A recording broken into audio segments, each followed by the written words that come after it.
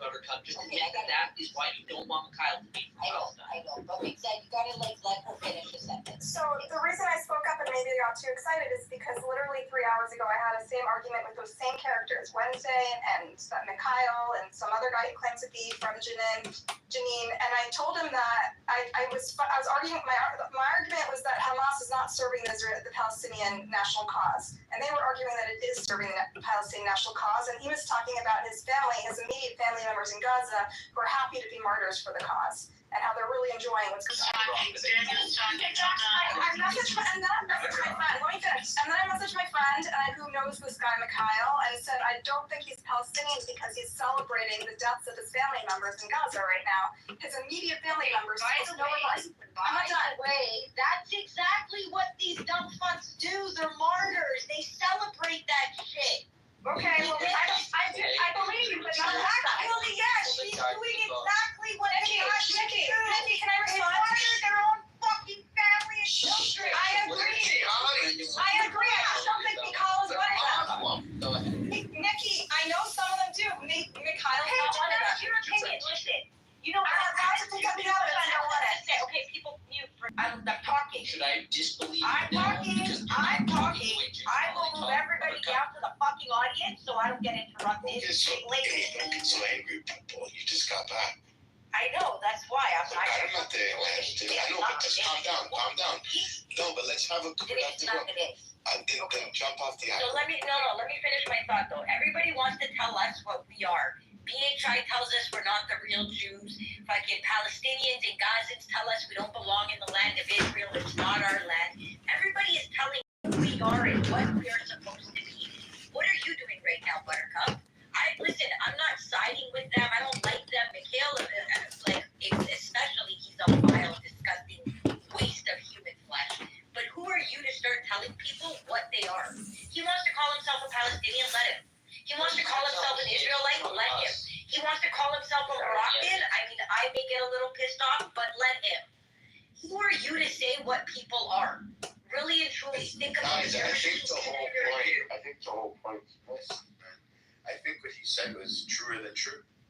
Hamas is Gaza, Gaza is Hamas. It is. And he was being 100% accurate. Claiming to be on behalf of Gaza. You know, but Buttercup, with all due respect, He speaks on behalf of himself. he speaks on behalf of himself. Exactly. Gaza and Hamas. And we've been with other people in rooms, and Daniel's been there. Prince tried to dox this guy, almost brought him in. I think he was live from Gaza, and they totally saying that Hamas murders people. Almost was on a mission for like 2 weeks to try and get Prince because Prince said that he's going to report this guy straight to Hamas to have him killed for speaking out against them. They are all Hamas. Yeah, I was going to explain to Buttercup. Yeah, so she's saying Hamas isn't serving the Palestinian cause, right? Saying hold on. Saying Hamas isn't serving the Palestinian cause is just a way to avoid facing the truth. Okay, Hamas is the Palestinian cause in Gaza. It is. They control it. They run it. They openly shut up. They openly state their goal is the destruction of Israel. That's not them being off track. I finish my sentence. That's their core mission. Pretending otherwise is just blocking your ears to reality. If you want to talk about the Palestinian cause, honestly, you can't separate it from Hamas because Hamas defines where they hold power. Do you understand that? Quick thing here. You know, you guys are using a lot of words to try to convey a simple topic. Most of these Muslims, they're jihadis. Oh. And that's fucking it. Yeah, it might be inconvenient for most normal Americans who like to be like reasonable with most people. But dude, holy shit. I met a bunch of random Muslims in college and shit, and then seeing the shit they post and the way they act, the way they were fucking, I'm not really like Muslim like that. And then once Trump's up for fucking election, all of a sudden they're super Muslim. They are fucking jihadis. Every random Muslim, from high school that fucking flies back to fucking Pakistan and gets married there. Super weird. Super, as the average suburban American. Thank you. That was insightful. Buttercup, want to tell us what your friend told you? They're fucking jihadis.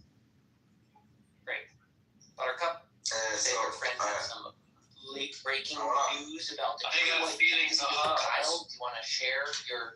I don't think she's gonna speak right now. She feels targeted, but I want to hear from Dan. Her feelings are hurt. He is being targeted. No. He says that she had relevant We're up to Dan. We're up to Dan. Sorry, everybody. You're up to Daniel. We're up to Dan. Thank you. The Palestinian cause, like, do you know what it is?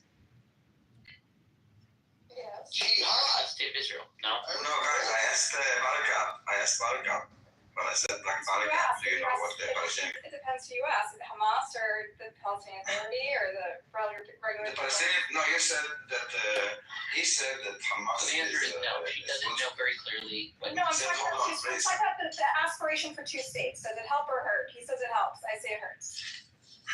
He said it for the Palestinian cause. And now, if you talk about two states, now like Australia is recognizing Canada is rewarding terrorism, they are actually rewarding those terrorists with promise of recognition of That's the argument he made, that it worked. October 7 worked. so, I mean, and what you yeah, it's not happening. Well, I mean, what's left of Gaza, though, they slanted to the ground, so it didn't, I mean, it was, I think people on the ground in Gaza don't feel like it worked for them. But yes, but what is the Palestinian cause? Aspiration for a state, but not at the expense of, like, all of their kids, you know? You think they want to What is see? the cause?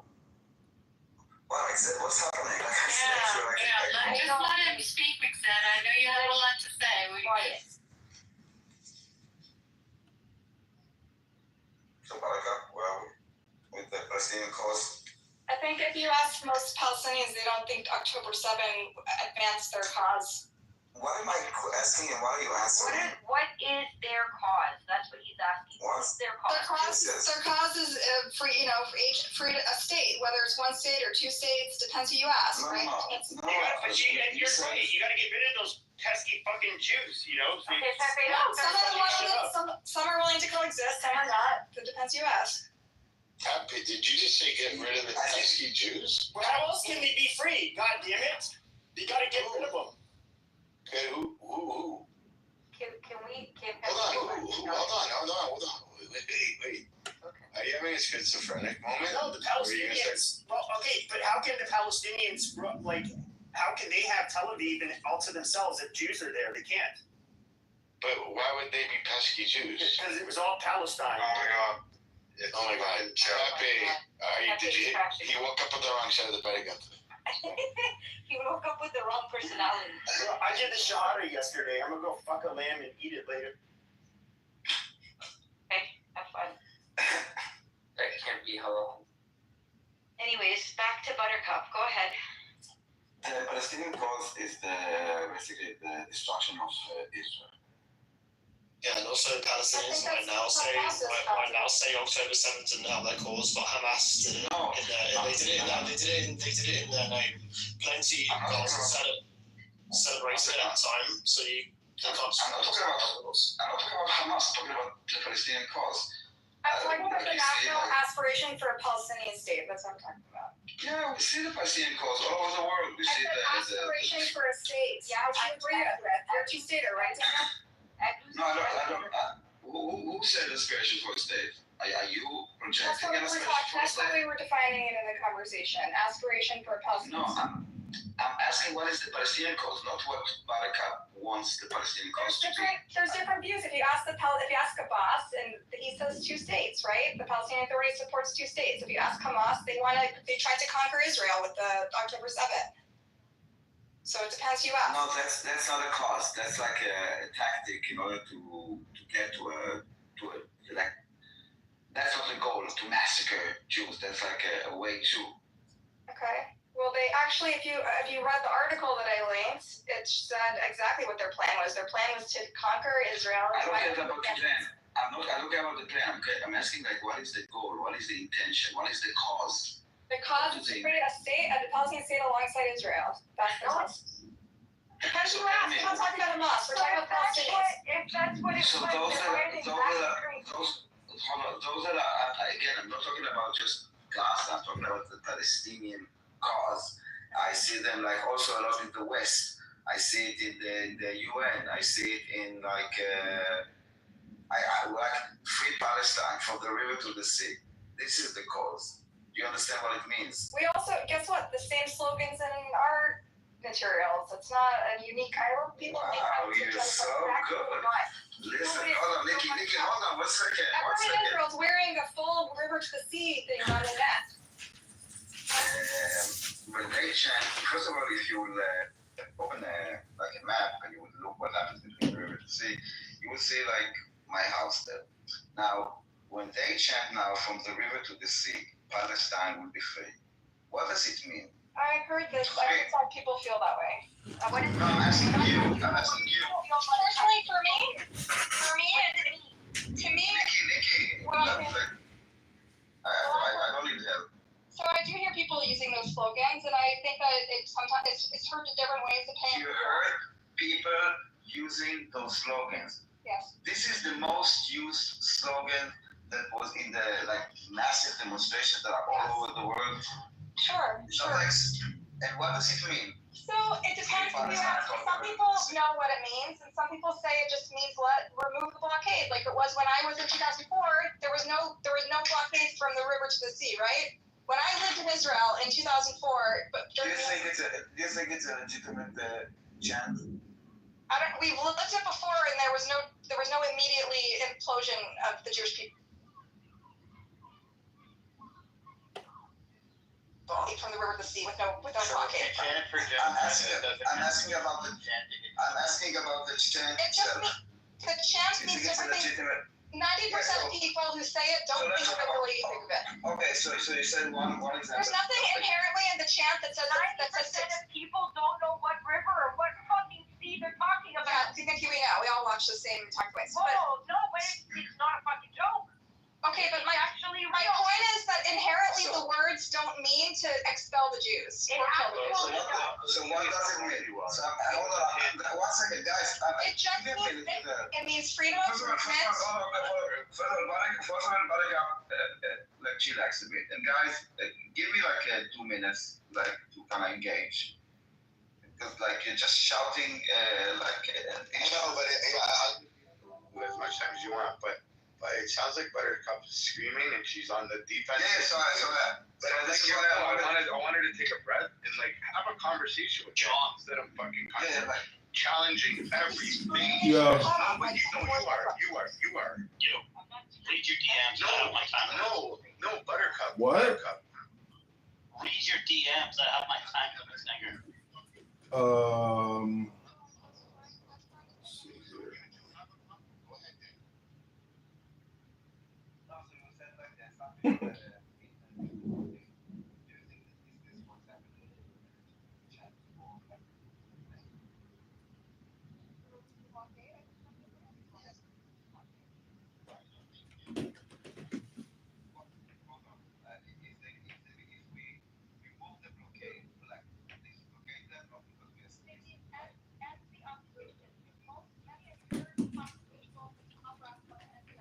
That's what it means. Which part is occupied? Okay. So hold on. So why from the river to the sea?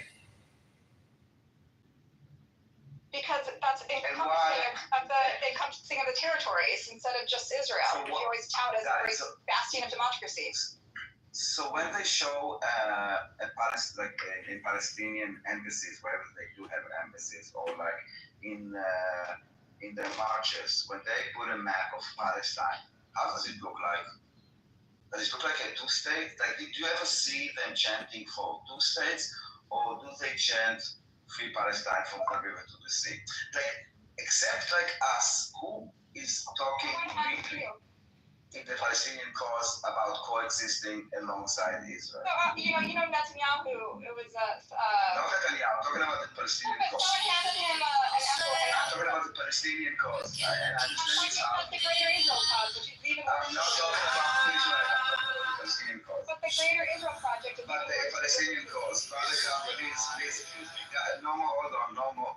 Buttercup, please, the topic right now, Yes, you yes, brought, they is the Palestinian cause. They draw the map the same way Israelis draw the map, exactly the same. We are asking what is the Palestinian, sweetie, I understand that you are. The borders they draw are the same. Hold on, I Hold on, I'm gonna jump her for a second because this is fucking crazy to me.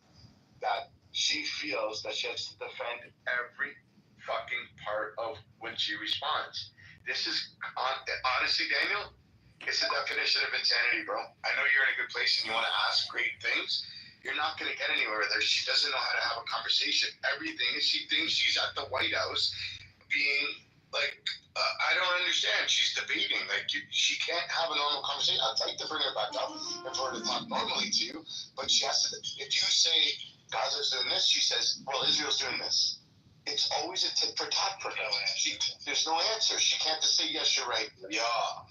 And then bring it up later in a conversation. Say, by the way, this is what I see is going on as well. It's tit for tat. Every single thing you talk to her about, Daniel. Daniel, she wants your energy. Daniel, you're masterful. Okay? The more you say, she win. That's true. I just wanted to say you're masterful at this, Daniel. You have tremendous patience, tremendous domain area expertise, and you're very good at it. And in my view, you're better than me. And then what I wanted to say is that, do you know the expression in Arabic? Because we should listen to what they say. From water to water, Palestine will be Arabic. Okay? That's what they say, and that's what it means. And I want to try one last time, and I want her to come up, and I don't want to tell her what to say. I want to see if she can. Acknowledge what Daniel's saying. You don't have to defend it. That's not a tit for tat. Nobody's throwing rocks at you. You're taking it so personal that I'm starting to think you're from Gaza. And I don't want to think that. Daniel, you don't listen to what she want to indoctrinate us. No. We're not gonna do that shit. We're not gonna do that, Dave. We're not gonna do that. Absurd. Guys. She's a woman. At the end of the day, we may not agree with her. I want to see if she can actually have a conversation with points that you bring up, and she says, "Yes, you're right, Daniel," without trying to fucking. No, let's see. I want her. No, but she can't. No, the structure of her communication What she's talking about. evil. People that do what she's doing talk out of their ass and really have nothing of value or any knowledge to bring to the conversation. That's why she's doing what she's doing. She can't stay focused. She can't stay on topic. Daniel asked her about the Palestinian cause, and she's bringing up Netanyahu. That's not what he asked. Much of evil is communication structure. I know, like, Daniel, you probably think, like, fuck, I wish maybe didn't get involved right now, but I was watching you go back and forth trying your hardest with her. I know you try even harder with certain other people, but you're not going to get anywhere, bro. She's going to throw a rock at everything you say. If you say tomorrow Gaza caught 10 pounds of fish, she's going to say, well, Israel only caught 8. Because, no, I'm not joking, guys.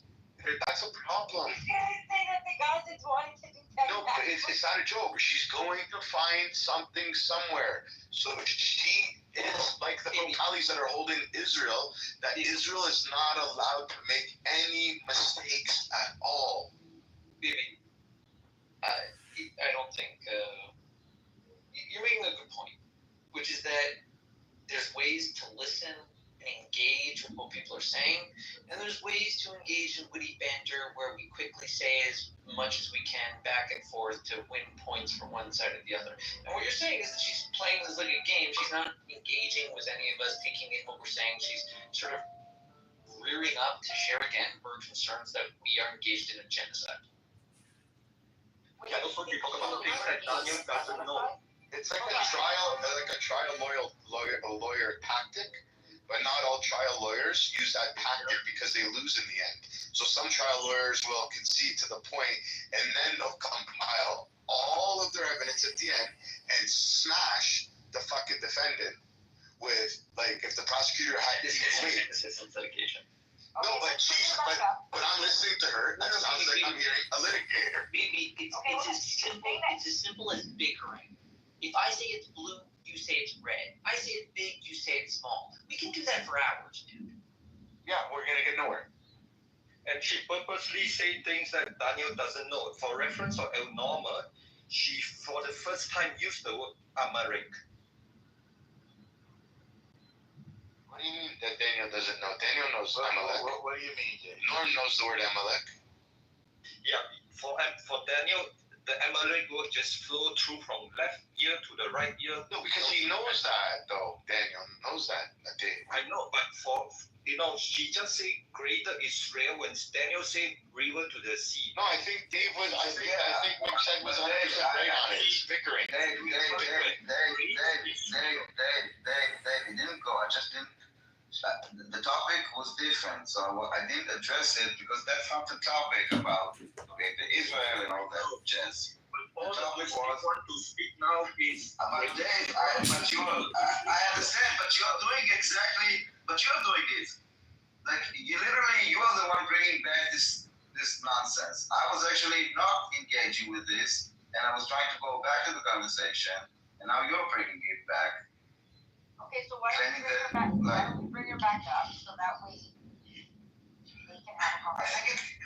I think it comes from like this moral superiority complex. Like oppositional defiance disorder. She's rebelling against her. Absolutely. That's exactly what it is, and that's what a teen does when you're telling your child you can't go out and sleep. But I went out yesterday. But Billy's family lets him go out. But you went out. Yeah, but you went out. And that's the whole thing. So you end up, and they made it illegal to beat your kids. It's probably because a lot of it's probably because a lot. Yeah, a lot of that's what adolescents do. So like when I was a kid, my mom said, "Don't say don't say no," and I said, "Okay, how come?" She said, "What?" And I said, "I didn't say no." I said, "How come?" That's an adolescent immature thing to do. That's what I want to see. Because I do believe she probably has some good points. They're lost. So she sounds like a psycho because she's acting like one. Because it's bickering back and forth. And it doesn't make sense what the fuck she's saying. So her good points are not good points anymore. They're just bickering. It's exactly what I said. And people in the chat, they got it. I don't recall one good point from her. No, I know. I'm just saying she might have a glowing, but I haven't heard it because she doesn't allow it because she's constantly feeling the need to fucking defend her oppressor, her murderer. She wants to defend the people that want to kill us and her if she's a Jew. That's the craziest shit. That's not Stockholm syndrome, right? Well, no. If I recall, I don't trust. Modern Zionists and Israelis push away from the notion that the state of Israel is providing safety and security for them, and to lean more on the idea that going to America would be safer for the Jews, or acting differently. If the state of Israel was like more the way she felt it should be, then she wouldn't have. I want to hear a revenge next day, and I don't want anybody to disrespect them or whatever. You can come up and go back down because you're saying that's not her view. Can you elaborate on what her view is? And you have the mic for a minute or two. Can you come up? Because if you're seeing a different view, I would love to hear it. And then I give my opinion afterwards. And you don't have to be on stage, so we don't have to argue. Do you mind joining the stage? Because 9 out of 10 people in this room see a different view. And I want to know the angle you're standing from, what you're seeing. Or do you think exactly like her? I'm just curious. Do you mind joining the stage? Wait, who are you talking to? Revenge. I've sent him an invite. I don't know if he's coming up. Is anybody else gonna invite him? I did. Chick is very gentle. He doesn't like to fight. And like I said, I welcome them on the stage. Nobody argue with them. Nobody talk with them. Don't disrespect him. I just want to hear his opinion, and then he can bounce back down. I know it's hard in the chat and in text sometimes, or most of the times, don't express emotions, and I want to know what you honestly think. And with my humblest respect, I'm asking if you can come up and explain it. He's saying that she has a good heart. He said that in the chat. And that doesn't tell me that she's coming from a good place. You can't have a good heart without a good head, or else the heart will just like bleed all over the place. The question is, what proves that she has a good heart? That she like is worried that she might be from a community that's committing a genocide? That doesn't give you a good heart. Most definitely not. By putting You're trying to help. That's what I'm trying to get at. Who the fuck is she trying to help? It doesn't sound like she's trying to help us. She has like psychology for her fellow man, that she's displaying empathy that's like constructive and valuable and good for the world. How? Because she feels bad what the state of Israel is doing? Who's that helping? At all. I feel good. She has a good heart without realizing her wisdom. She has a good heart with no wisdom that this will destroy Israel. She has a good heart but without wisdom that is dangerous. A good yellow rabbi told me these pro-Pali people are some of the best intentioned people in the world. That's why they're paving the road to hell. Yeah. It's basic. I don't know why we're in this stage of history, but yeah. She has not got a good heart. It's obviously bullshit.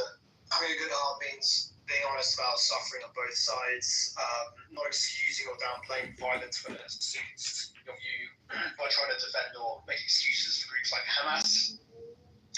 She says she's more interested in protecting an ideology. Sorry for 1 second. An ideology. You keep putting bullshit in the chat, I'm removing you from the fucking room. That's what she does. Do it one more time. So that's not compassion, that's selective. Don't remove anybody. No, but look, like he's writing bullshit in the chat. No, but Buttercup also said to live in some Hasbara la la land. So I don't. Maybe just let me say something. I'm going to leave.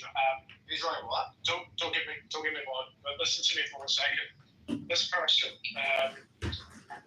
Buttercup, is using nothing but Palestinian talking points. I am noticing. These are the exact same things.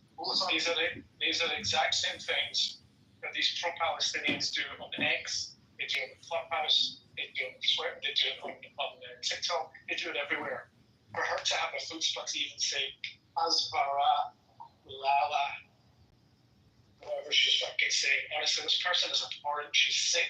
She's mentally ill. She's a self-hating Jew, and she shouldn't get a stage anywhere. And I'll say this in Hebrew to you, Buttercup, because you're fluent in Hebrew.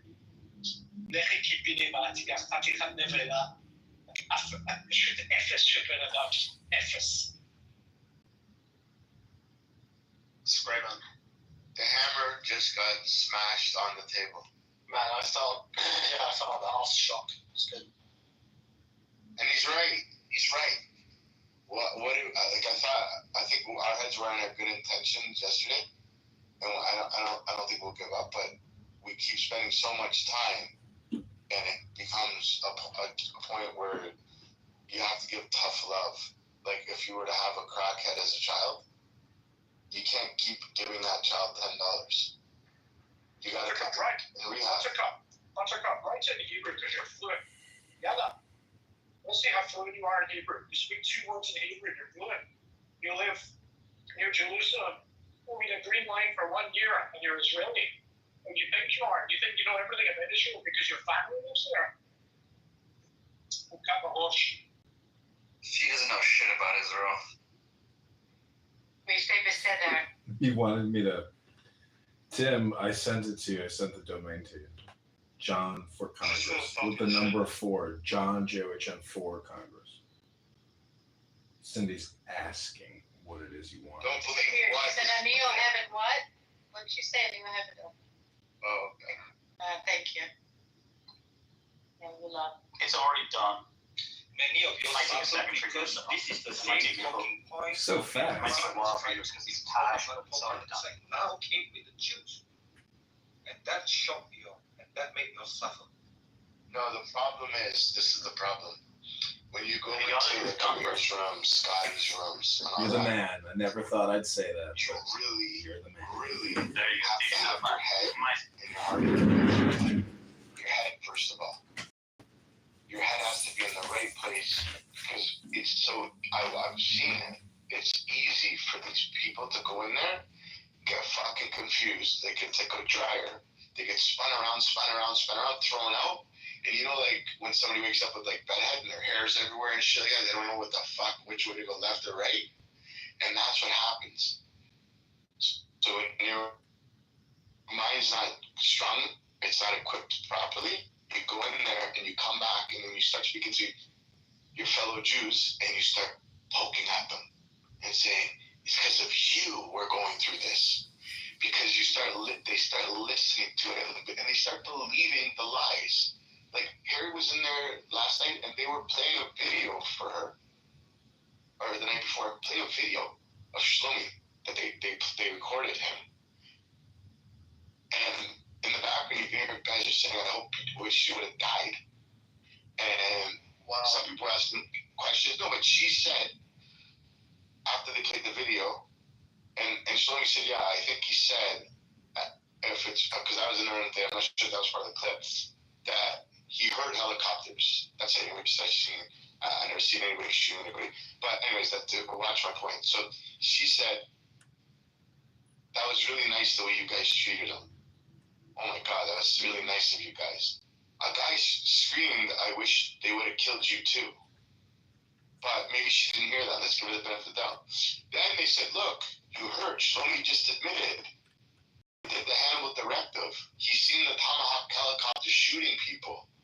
And they went with a complete lie from something that they played and tried to obscure it. And the whole room is agreeing with the liar.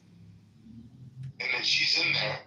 And the problem is she's thinking with her heart and not her head, which now makes her question her own identity and hate her own people. And then she'll say that she loves her people, but I think she's confused. And I could be wrong. Maybe you're not wrong. There are many rooms. They say Quran philosophy, Islam philosophy, Islamic peace. When you go in, there are 2-3 is Muslim. They stage the dialogue. So that people come in, they buy into their narrative. So there are a lot of traps in Clubhouse, and we waste a lot of time talking nothing but without helping these gullible people to prevent those traps in the Clubhouse.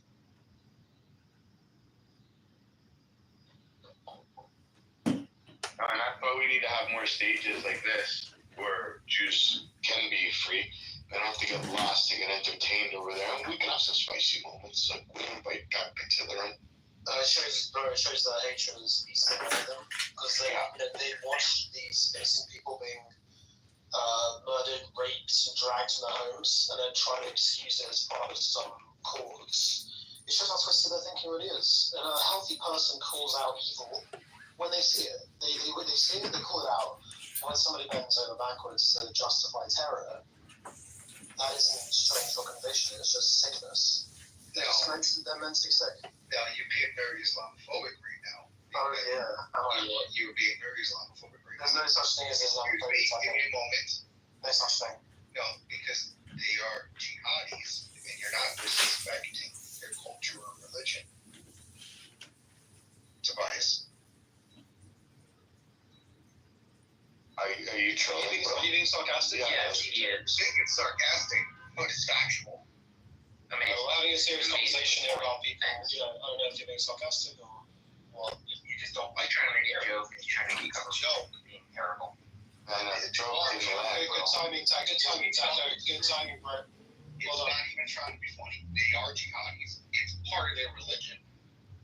That's you just going back to your earlier comment about them all being jihadis, which is also not helpful. Hold on, Taco. Everybody laugh. Or jihadis. It comes back to this idea that it is okay to discriminate. Because if most of them, a lot of them are jihadis or supporters, and they will do anything to stop them, and you accept it as an element of their religion, and hold on that, We've come to the pro-discrimination position. well, yeah, it's because in your mind, you thought to yourself, I don't ever want to discriminate. Right. It's like a bathroom for men and women. Sounds like a straw man. It's about being killed. It discriminates based on sex, and that's okay. The problem is a parallel society right now. Just like Taco said, there are many people are peaceful. But in this parallel society, the peaceful Muslim has no voice. They are afraid to say the truth. That is the problem. That's part of the problem. I think there's also a lot of peaceful, quiet Muslims that support the evil cause. Yes, that's what I know. I turned off the chat for all the keyboard warriors if they want to come up. I'm sick of the same guy. When it comes to election, this silent one, peaceful one, will be pushed by the radical one to vote for the Muslim in order to have a mayor Muslim. This is how we get 20 over mayor Muslim in UK. 20 over MP in Muslim MP in UK. And once they come in, they do the same playbook like IRGC in Iran. That's how the same playbook. So we know a peaceful Muslim. The problem is within the parallel society in Western nation, they are subjugated by the radical. They have no voice.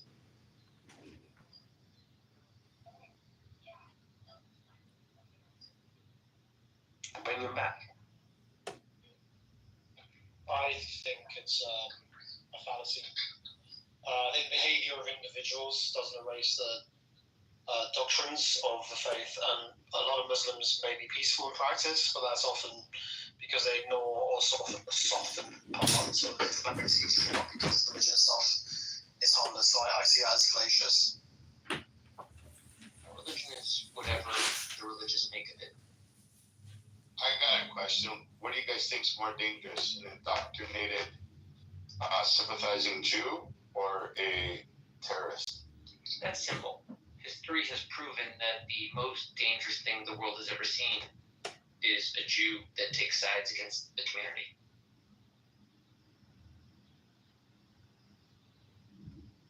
Big 100 for that. I think it's the most dangerous, unstable, problematic thing Jewish face. People face. You could say Jesus. You could say Paul. You could say Turkemada. You could say Marx. Jews that take a side against Judaism are dangerous for the world. You know, the pro-Hamas demonstrations, there will always be like a bunch of useful idiot Jews that will hold the signs that says not in our name. You know those, right? Yeah, I'm one of those people. Yeah. And this is out of 16 million Jews, half of them in Israel, and like very small population. Out of 2 billion Muslims, how many went to the streets and held a sign after what Hamas did and say, not in our name? I think there was like maybe a dozen in Gaza, but their families all got slaughtered. Like anywhere in the Western world, like 10 guys with a board that they write, not in our name, or even like release the hostages. Where are they? Yeah, where's the Muslims are the jihadis? And how come like why come there's none on our side? Ever. This is what's crazy. Like the Jews, like the not in our name bullshit, as if it's in their name or if it's like in the name of Judaism. Like fuck you. And they always go there. And the others like none. Palestine. I've never heard of Muslims for Israel. Or Muslims or queers. That's fine, but listen. Queers for Palestine. I know that brand. I'm aware of it. Where, guys, very simply, it's not like a trick question. Where is the of the billion Muslims in the world? Where is the slogan Muslims for Israel? Where is it? I'm sure there's 1.8 billion of them. That's great. Where is the slogan Muslims for Israel? Queers for Palestine? Yes. Muslims for Israel, where is it? There are way more Muslims than there are queers. Think about that, guys. How deep that is. So you have two types of people protesting. You have pro-Palestinian and you have pro-Israeli Zionists protesting on opposite sides of the street. On the one side of the street where it's pro-Palestinian, you'll have Jews over there. On the Zionist and Israeli Jewish side, you have just Jews. How scary is that our own people are walking over to the other side? How fucked up is that? That doesn't make sense to me. And people are going off, and I'm going to turn the chat back on, but going off and defending Buttercup and defending other fucked up situations. And you sympathizing Jews and Zionists, you're problematic, man. You want to see peace? You need to stop fucking talking. Book a surgery where they remove your tongue, because you're dangerous. Remove a couple fingers because you can't type, so you don't type either. You are doing more harm to the Jewish people than you know. So the people here want peace, except what they want is peace by being subjugated. What the American Israel leader want, peace is through strength. That's why we are different. Buttercup, peace by being surrendering. We want peace by deciding the future of Israel. No, but after I said all that, I think with the Muslims serving the IDF left all that, but what is that? Is that, are you trying to say, like, I could be wrong, Enigma, but are you trying to say, because I said about the protest, that Jews are on the Palestinian side, but there's nobody on our side? Are you trying to say, well, Muslims serving the IDF? Is that what that is? No, I think the interpretation of peace, people like Rubenchik, believe in peace by coexistence, by subject. I never said Muslims don't support Israel. I'm not saying you, Bibi. I'm not saying. No, I'm reading her chat, because that's the thing. So it's the same. So I'm starting to see a same pattern here with Rubenchik, Enigma, and Buttercup. They're all doing that tit for tat shit. Exactly. I think two days ago you stand up and you saw the pattern and you mobilized us to see the truth. I suspected it, but you stand up and you help us to see the truth, right? I suspected for some time now, but after Buttercup, after he said, so be it if the Jewish become the minority, so be it. What is more important is the principle of democracy, whatever the cost, with no wisdom. If this lead to high risk social experiment that will lead to the complete destruction of Israel, so be it. The ideology of democracy, total 100% pureness, is far more important. The West gotta get it together, bro. Okay? Thanks.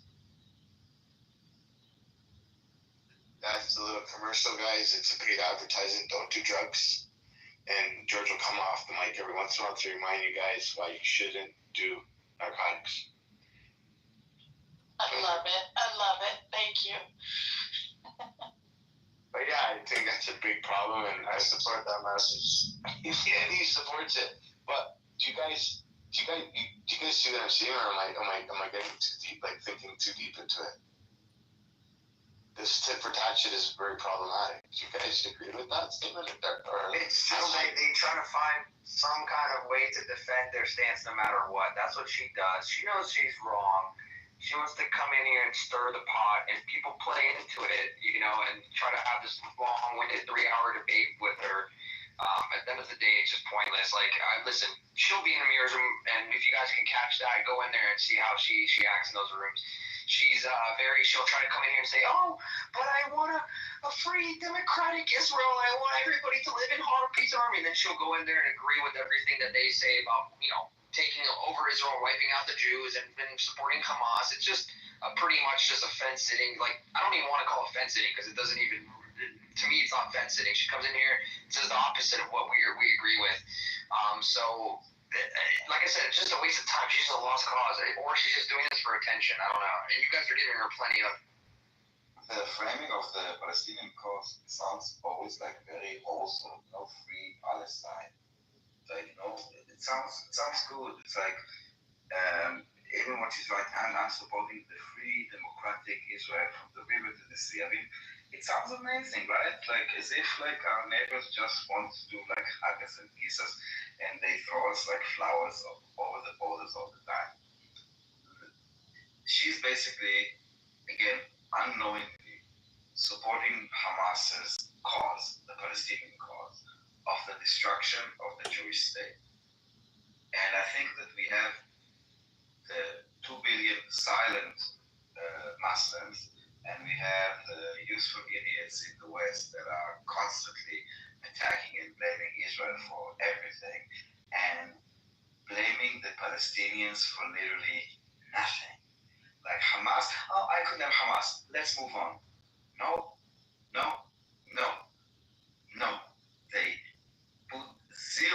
responsibility, zero accountability to the Palestinians, but they want to give them an autonomy of the state. It's a delusion. And the fact that Jews, instead of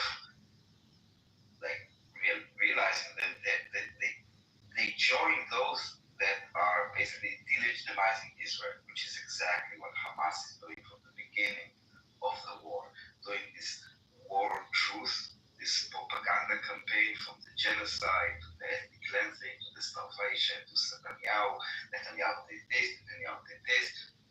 And on the other side, what did the Palestinians do? Meanwhile, the Hamas leaders are flying to Turkey and to Qatar, and they're like, and the ICC wants to put an arrest warrant on Netanyahu. No one is like, Hamas are a terrorist group. But according to the UN, they're not a terrorist group. And Palestine has a seat in the UN. But who is the condemning? Israel. And the fact that Jews participate in this is mind-blowing. Because the thing that, I was asking Buttercup many times, and I was like, when you kind of jump in, I was actually about to give in, because it looks like it's not about the Jews. It's about just like, what about Israel? What about, and most of the Palestinians, the only thing that they know about Palestinians is Palestinian victimhood from Israel. Whatever they did, Israel is the biggest strong, so we expect Israel from the Palestinians, we expect nothing. So obviously, if the Palestinians are suffering, it's because of Israel. It's so simple that whenever you want to try to kind of open it, take down the blockade, they say.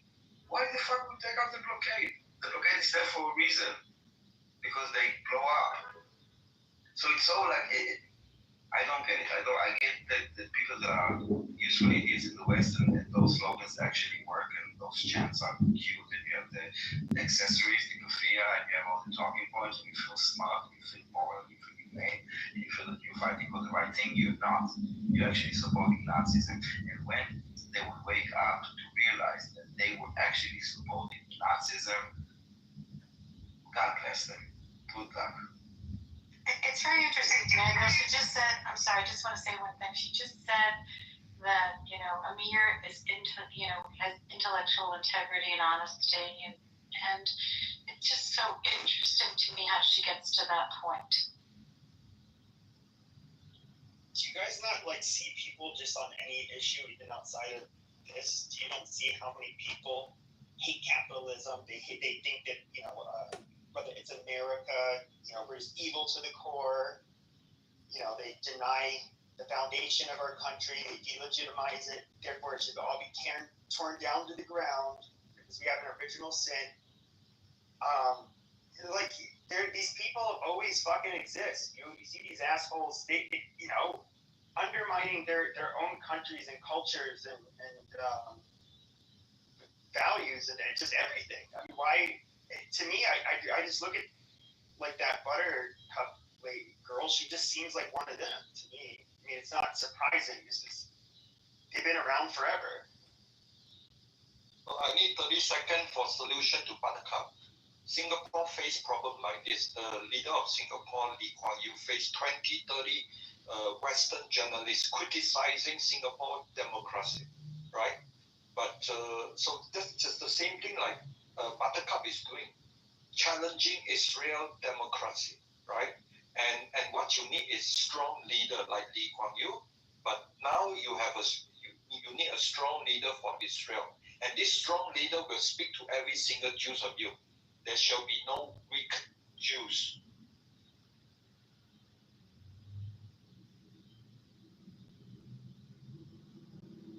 I want to add something what he said, because he had a question about the anti-Zionist, left-wing, self-hating Jews, which in my opinion are the worst, really the worst we have.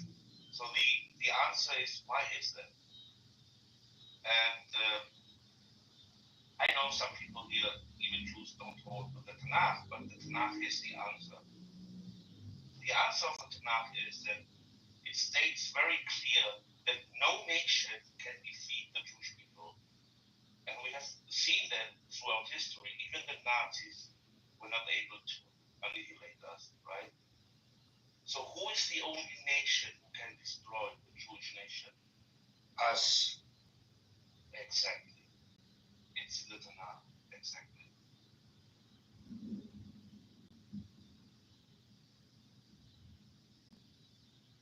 I mean, do you think she's just? Do you think she's?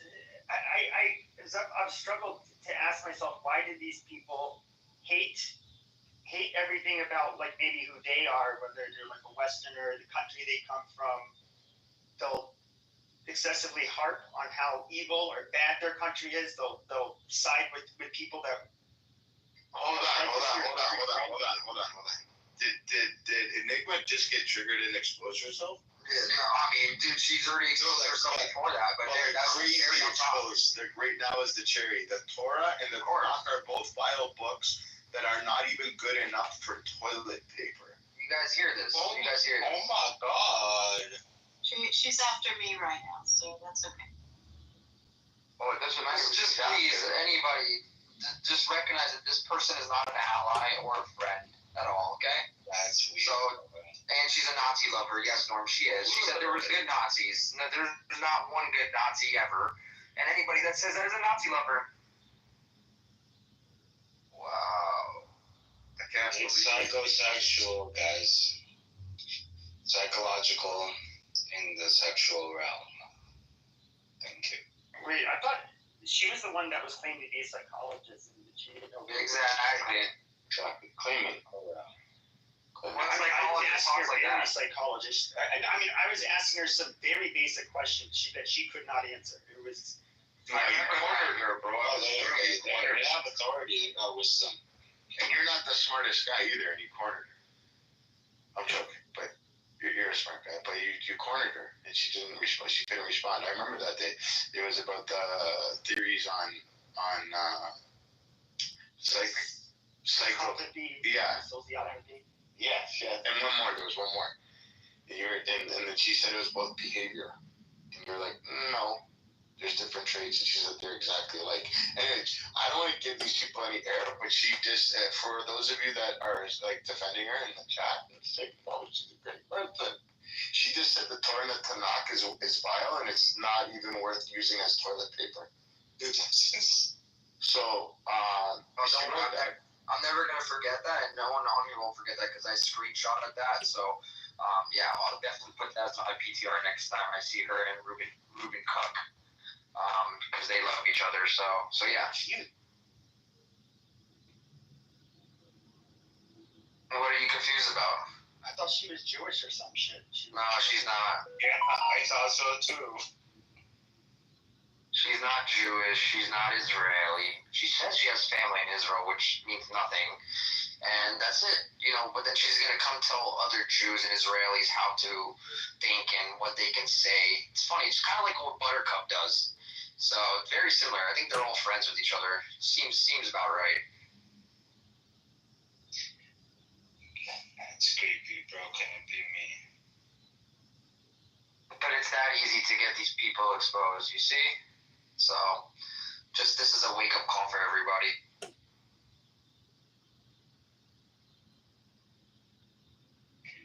And she's addressing it to a cantor, a clergy woman. That's the craziest thing. Never mind if there's Jews here. Starting for me, yeah. She's going after me now. It's okay. It's okay. We know who Grace is. We don't need her to certify who Grace is. And if you're that interested, Enigma, you can see there's a reality show coming out. It's called Angry Clergy Wives. That's me now. Yeah, we're going to be doing that on HBO next week. Just one comment. Torah and Tanakh. Torah is part of Tanakh. That's it. That's it.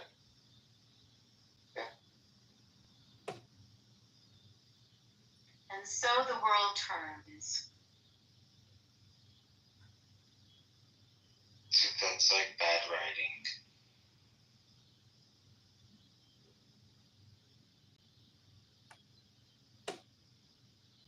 It's like bad AI. What? Enigma?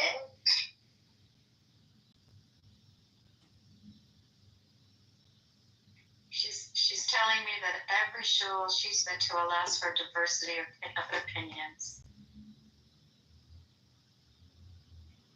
Why did she go to shul? She's not Jewish. Go look a vote to her. She's talking about Buttercup, who claims to be Jewish, not Enigma. But I don't believe Buttercup is actually Jewish. Her dad might be Jewish, but that doesn't make her Jewish. Maybe that's the only connection that she does have to Judaism, or she's just so obsessed with Jews that she's learned how to say a couple words in Hebrew, and she's pretty much really studied up on all this shit about Israel and all the conflict about Israel and Palestine and all this bullshit. But there's some people that are so obsessed with this topic that they could be somebody like her, actually. So I wouldn't be shocked. Isn't it true that you guys like to question? The Freud movie. I mean, you guys have told me, not necessarily you guys in here, but that you are taught to question everything and debate and all that crap. What's that? What'd you say? When it comes to Judaism, like you guys are encouraged to ask questions and even debate. Yeah, absolutely. You should ask questions, right? And you should for what's right. So you're supposed to ask questions and fight for what's right. Now, if I'm telling you that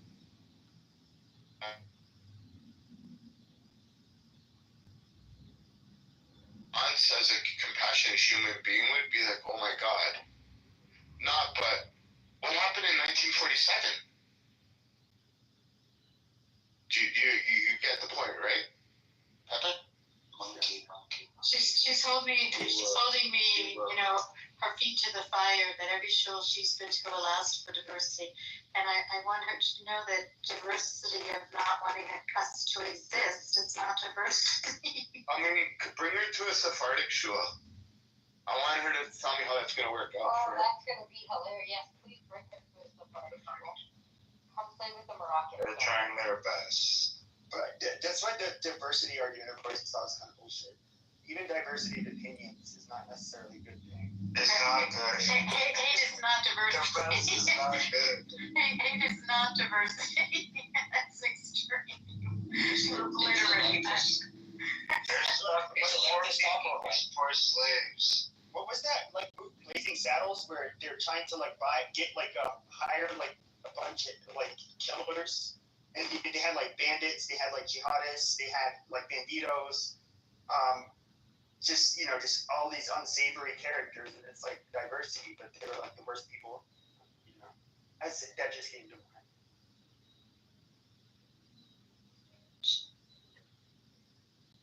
Listen, it's leftist talking points, far left talking points. There's other people on the app that are just like that. One of them is from Israel. His name's Amos.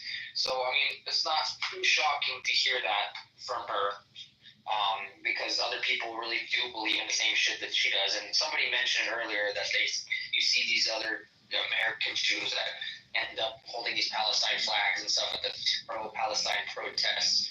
She's one of those people. I would not actually shocked to know that Buttercup has attended one of those pro-Palestine protests out in the street, and she might be somewhere on the internet, holding a pro-Palestine or a flag and marching with them in the pro-Palestine protest. I wouldn't be shocked if she's in one of those videos. Fucking Olympic world, road to hell. Diversity is what fucked everything up. I mean, the big turning point in Britain was Tony Blair's government, who promoted mass immigration and multiculturalism that encouraged communities to live together side by side by those rates. It was sold as diversity, but the results speak for themselves. If you look at what's happened now, and how politicized it has become.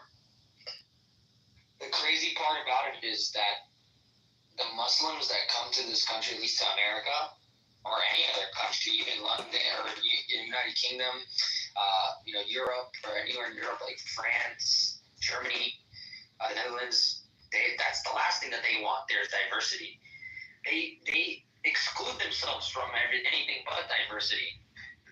They have Sharia law courts in the UK, in London. You might be familiar with that, Tobias. I think you're from there. Yeah. So that's the complete opposite of that. Absolutely. And I think there's 86 of them. They're committing suicide in Europe. I don't even know why. It is so fucking offensive to just see the goddamn bears with the fucking hijabs and shit. That should not be tolerated. What? There's men with jobs? Says good lord. Yeah, he he's talking about in London. That's what he's talking about. There's some mayors in London with the judge. No, bro, no. Somebody who, if you have to swear in using a fucking, like, I don't want you, I just don't think you belong in a Western country. Stop. Are you serious? There's like Western mayors with the jump. What are you talking about, Pepe? Yeah, Shut but that down. Bro, I told you, I do not see it. George, I told you every 10 minutes jump in and remind people not to take drugs. George eats a little bit too many mushrooms today on his pizza. It's amazing. I love George, man. I do too. But George, you are like, you're the book of knowledge, man. It's just so funny. I love you guys. But he's got a good excuse. He's like, the mouth don't work as fast as the brain, he says. I love it. I'll shut up and.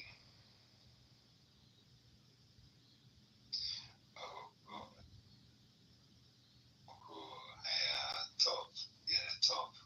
No? But what's the solution, people? What do you guys think the solution is? Sorry, guys. Yeah, do not use drugs. Okay, hold on. What's the solution? Do you think? Like, do we? And I don't want to be cruel or anything like that. And I'm asking you guys, that's actually like, some of my friends that are on the social app. Do we excommunicate with them? Do we tolerate? Do we try to teach them? Do we give up? Because I know the word giving up is very bad. Do we keep trying to help? Like what's like Enigma? That's she's not Jewish. There's no point of helping her. Like for what she just said is completely crazy. She said she offered a solution and we called her a cannibal. Well, she just said that the Tanakh, the Torah, is vile, and she wouldn't use it as toilet paper. But her point is, that's what I'm saying, Enigma. I'm not talking about Enigma. Enigma, there's no point. She's a write-off. It's a write-off. But I'm talking about a great solution. I think we should love diversity, peace, holding hands, and hating the far right, and at the same time we should wave flags for those far right fascist women hating gay killing groups on the planet. I think that way we're going to make a lot of progress. Okay.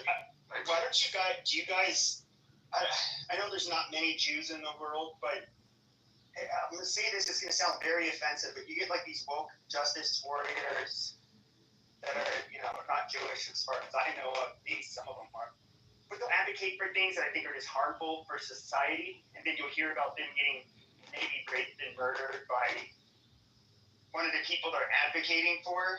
If one of these girls just like, think of it on October 7th. That thing just happened recently with the gay guy. What happened? The guy that was marching Queers for Palestine. What happened to him? Do you guys remember that? Like a week or two ago? Does anybody remember that story? I just read about it a lot. You don't remember the guy? I think he got killed. No. Something happened recently, 2 weeks ago. The guy that was crazy busy last couple of weeks. I missed that one. There was a guy that was like, he was part of the protest and all that stuff. Queers for Palestine. Something. I don't know if he got killed or he got the shit kicked out of him or something. He was asked. And people were asking, like, why? But why? Nobody remembers. No, can I look it up? Well, I almost think that, like, some of those people you just have to learn.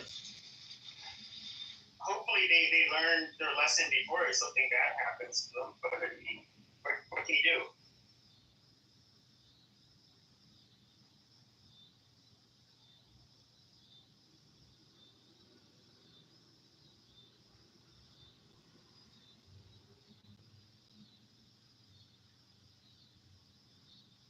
I mean, if Hamas was willing to kill, like, peace-loving, or, like, hippie peaceness in the what's this there? Like, I mean, that, like, advocated for the Gazans and shit. I mean, they'll obviously don't really give a fuck about what you believe.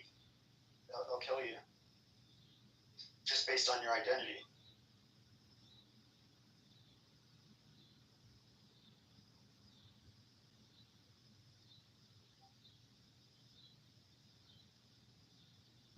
Well, I mean, they just must have very low IQ, right? I mean, plain and simple. Supporting groups that would kill you while hating the one place that protects your rights. That isn't activism, that's just stupidity beyond belief. Well, women tend to vote, far, left a bit more often, especially in these European countries. Yet, there's places that, from what I've heard, like Lyon or parts of Paris, where it's like really getting uncomfortable and unsafe for women to walk around. Good, let that happen to them. They get raped, hit on constantly, harassed, assaulted. That's their fucking problem. They can sleep in this shit because that's what they voted for. That's what they advocate for. Yeah, I agree. Let them learn a lesson. And actually, you brought up France. There was some music festival there a month or two back, and there was women that were getting tested for being drugged, and there's guys going around in the crowd sticking needles in women that were in the crowd there. So yeah, I mean that shit's dangerous as fuck. They bring in people from all these fucking crazy countries, these refugees and terrorists and criminals, and look what happens. So fucking scary shit. Well, I think it's natural selection, right? Because nature weeds out stupid. And it's the best example of it. If you're dumb enough to shit your own executioner, then you shouldn't be surprised when reality catches up with you. I agree.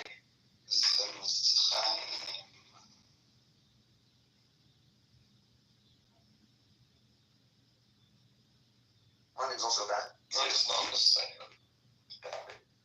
Yeah, exactly.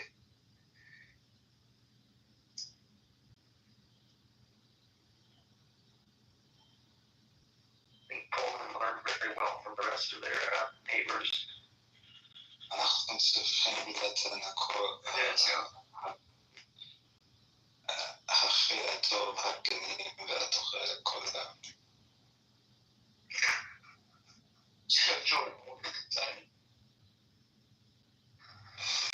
אנחנו צריכים לתת הכי טוב, גנים והתורה לכולם.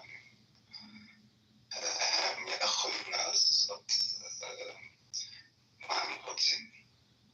אבל זה הכי טוב דבר לכל הילדים של העולם. The commercial is brought to you by methadone. Do you want to be on methadone? Don't take my drugs. I wonder if Buttercup understood what you said because she speaks to you. Yeah, she speaks. She does. She's speaking to me now.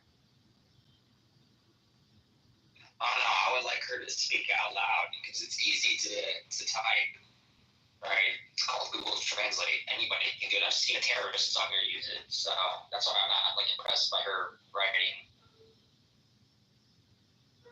She's copying it from Google Translate. Of course she is. She tried to speak Hebrew the other night, and I was laughing my ass off. So, it's only because you can speak right in Hebrew, you can speak Hebrew. So she's herself. I believe it.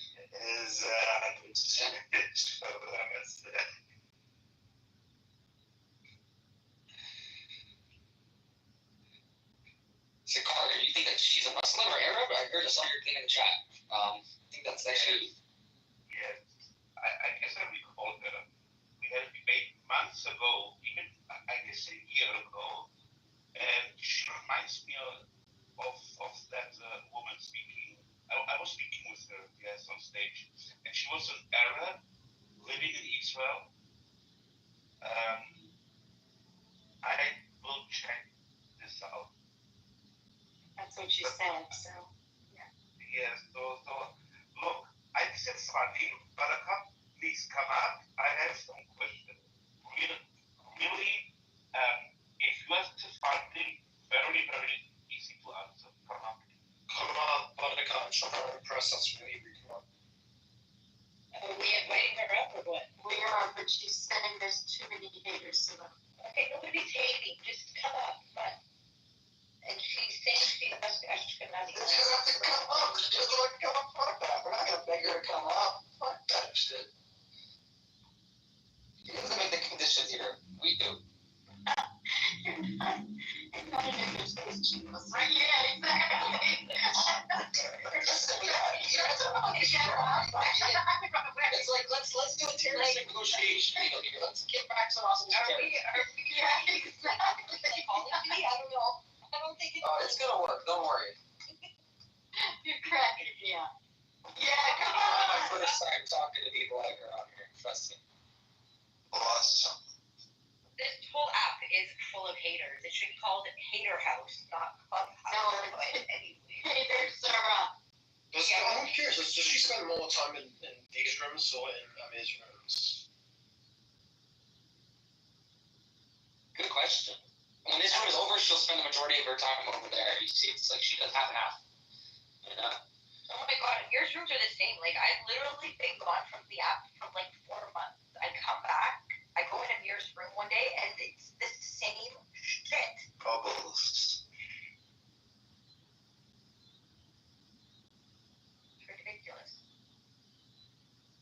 What did you expect her to come back on the app 4 months later and they're gonna get we I don't know. George, what did you say about mom? Remember when you were young and you were playing with bubbles? Like you used to blow bubbles? Yeah. I saw you the other day to say hi to you, but what? Bubbles? Bubbles what? I see bubbles the other day to say hi to you and your buddies. Bubbles? Like, shit, you remember when you used to blow bubbles when you were younger? Yeah. Yeah. Okay, Stikar, just ask your question and Buttercup will take her answer in the chat.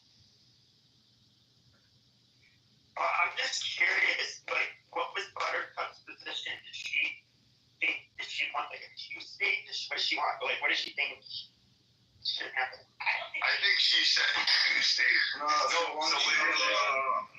she wants Wednesday. You see, free democratic vote. Oh, that would be amazing. Then you guys will be for it to a minority. So, That's how many times she's going to take. amazing. That's smart.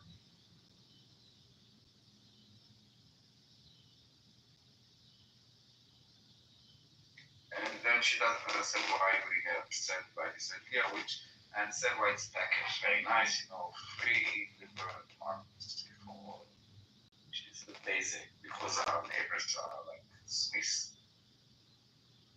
Did you know she says she has Jewish credentials? What is that? So it's I'm reporting. I'm a reporter. Don't shoot me. I mean, Where do you guys get your newspapers? Who issues those out? I mean, we as a man have those credentials almost all the time. And we present them, but it's actually unlawful unless with consent. But women don't, yeah. Come up, it's a cop. Sorry, I mean bastard up. Buttercup, just come up, man. Be a woman. Put on your big girl panties. Come on. Come on. Now. Lenny, we're still engaging with you. You're sitting in the chat, typing like a mad woman. Just come up and speak. Give your fingers a break. Hey. Hey. First of all, Buttercup, I think you should change your name to Snowflake. You're a very sensitive woman. What up? It's a cop. It's really not. I'm just speaking my truth. But anyways, I have an opinion. I'm allowed to have a diverse opinion, am I not? So, You've been to Sephardic synagogues. There are diverse opinions. for sure. I'm allowed to have one. Do you think this room is tolerant of, is sensitive about my opinion, Bernie? We don't understand your opinion. We're trying to understand You've your been calling me opinion. names for hours. We love you. That's pretty Let her speak for a moment. Go ahead, let her. Well, someone wanted to ask me, test me on my knowledge of Sephardic Judaism. It's the car. Buttercup, you said you're older than me. How old are you? first question. I only have one question that you should know. So how do Sephardic Jews pray the Shema Israel man? How? Put your hand on your face instead of across the way the Ashkenazi do it. Right? What? You put your hand on your eyes, on your face, instead of Ashkenazi people do it sideways. No? Yes. And what do you do with the left hand? Do you hold your tzitzit? I don't know. What do you do? So Ashkenazi Jews, they let their left hand normally. So Sephardic Jews, they put their left hand on their heart. Okay. Thanks for talking about that. That's good to know. One second. Explain me how do you put the hands? I just told you, you put your hands on your eyes and she's the voice.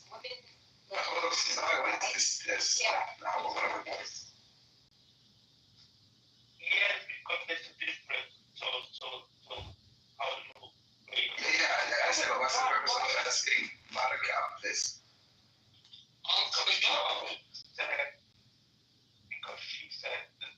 I never said I'm not Sephardic. I'm Ashkenazi. I've been to Sephardic shul.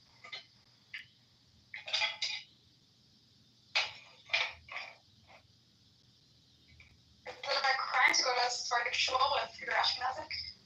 I don't know. I understood. Anyway, it's a crime to say Ashkenazi, actually. That's the anglicized version of Ashkenazi. It's Ashkenazi, but okay. I've never heard of Ashkenazi until this moment. I literally was thinking. I'm a writer. And speak proper English. Okay. Anyways, who else had a question for Miss Buttercup? Yeah. Like, I don't have a question, but like, I cannot go deep and we cannot do this for Palestinians. And I think that many Palestinians, the only thing that they know about the Palestinians is in connection with Israel. Nothing, like literally nothing about them that is not connected to Israel, and always framed as Israel bad and Palestinian good. Can you like name some things that we did in the world that you think that are like amazing in your eyes or like great? I mean, obviously taking out. Yeah, I mean taking out Hezbollah, that was pretty impressive, and no, in the war in Gaza. In the war in Gaza. Yeah. I mean, I think most people, even in the army, admit it's been a disaster. It's been, they've tried. Remember my question? You said name a good thing that happened in Gaza. Like you are like on autopilot of criticizing Israel. Even when I asked. I just told you something good about it. You just said it was a disaster. That's not a good thing. I praised the operation. Oh, she almost said occupation. Again, the question was about the war in Gaza, and then the good thing that you said that it was a disaster. You understand? No, I didn't respond. Daniel, be honest. I responded to you. I said I didn't know you were only talking about limiting it locally to Gaza. Now that I know that, I'll try to accept that. No. You said Hezbollah was a good thing, and then I said no. Gaza. Okay, so give me a second to think about it. Give me a second to think about it.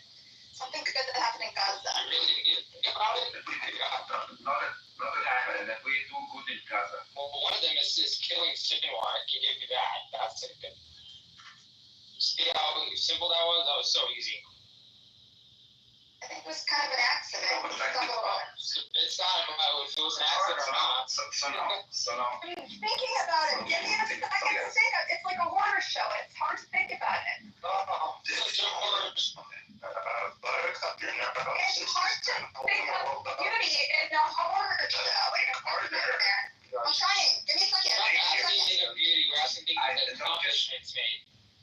You don't need to bring, because I think that the fact that it takes so long maybe shows you the information that you're getting. They have destroyed some infrastructure, okay? They've destroyed some infrastructure for Hamas. That is a good thing. Which infrastructure of Hamas? They've destroyed a lot of tunnels. They destroyed a lot of rocket launchers. They killed a bunch of militants. What about all the things that are about the tunnel? We destroy the tunnel. What happens to the buildings about the tunnel? I passed your test. Why are you giving me a hard time about this? No, I'm asking, like, what? Sometimes they collapse, yeah. Thing. Like, you know that there are 400 kilometers of tunnels, right? Yes. So destroying the tunnels, which you say is a good thing. Would you continue thinking like this when you're I mean, Daniel, as you know, most military leaders say that they've accomplished everything they can militarily over a year ago. Well, that's an opinion, of course. The vast majority consensus. There was a vast majority consensus that Hamas is deterred and that we should only give them like more visas. And that was like an overall conception. No, everybody agreed with it. And it blew up in our face. No, that was Netanyahu's specific. Actually, Bennett did oppose this plan to just hand over cash to God. Remember, Bennett stopped the suitcases full of cash to Hamas. Netanyahu did. You know what happened. You know what happened with the why this war lost. We're having two different conversations, and what's happening with you is what's happening with our programs. You're talking about the Hamas as an asset. I'm talking about behind the scenes. I actually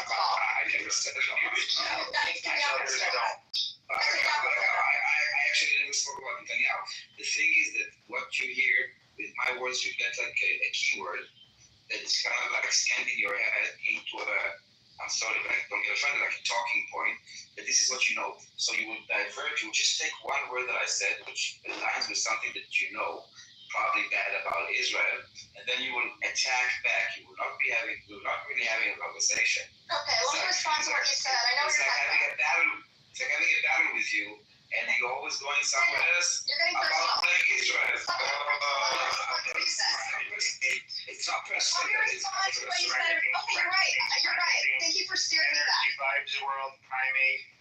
Guys,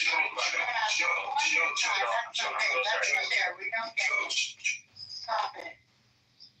So, listen, let me respond to it. You're right. Thank you for redirecting me. You're talking about the work permits in particular, right? How we handed down all those work permits and tried to I wasn't talking about it in particular. I was talking about the fact that we thought Hamas was deterred in general.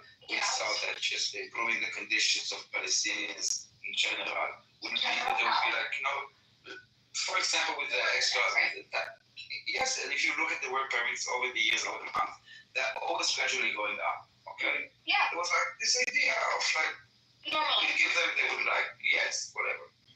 And that blew up in our face. Yeah. Because those people that were working, so the fact that a lot of people agree with something, it doesn't mean that they're correct. And you have a tendency to use, you're not challenging yourself. You have your points that, even if they're like the extreme ones, or the ones that are just aligned with what you already believe. And then, instead of like challenging them, you can always steer the conversation into like something that they say. And talk to me. One second.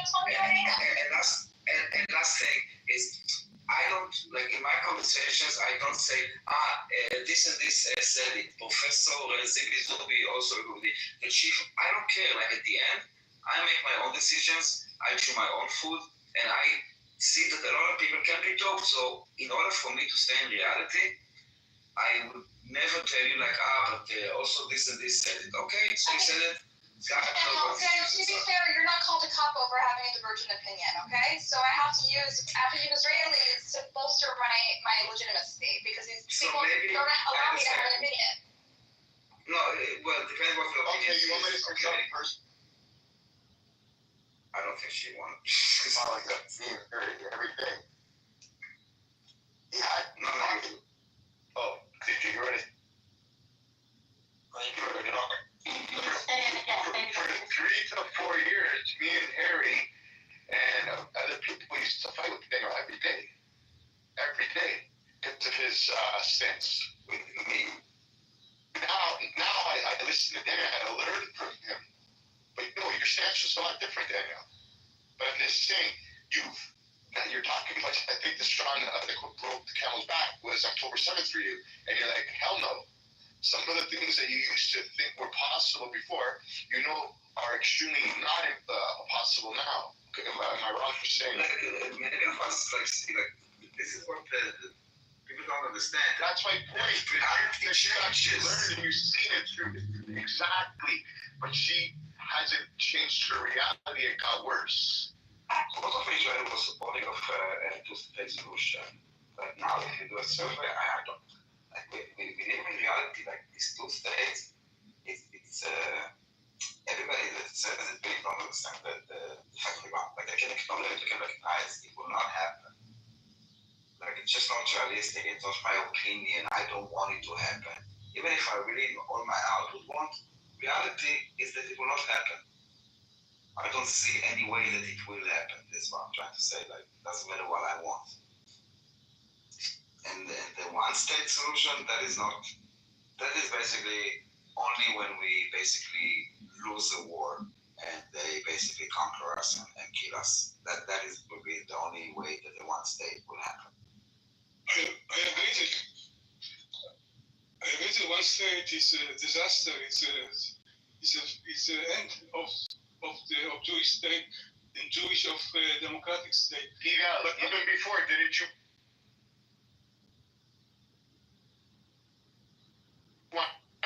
You still want to? I definitely in long term. I will explain. Look, I thought that was. I think the one state is a disaster because it will be a national state. It will be the end of Jewish national state. But let's not forget that not only people from far left, maybe Buttercup, and many Palestinians want one state. But we ignore the fact that Israeli far right want one state, actually. They want one state. They want one Jewish state without taking into account the 6 million Arabs within this state. So this state, in long run, also will be the same outcome like the one state which Arabs and far left wants. So I think that there are only, I don't see any other option, only one state or two states. So I think the two states is a better option because the Palestinian states must be demilitarized, it must be controlled, it should be very tough security arrangements. But I don't see any other. But I don't see the alternative is better. It's much worse. That's all. That's why. But what's the alternative? But anyway, it's one state or two states. I don't see any other alternative. Because the status quo will not continue forever. No, but there are other options. Not just the status quo. First of all, the status quo has ended. Transfer is a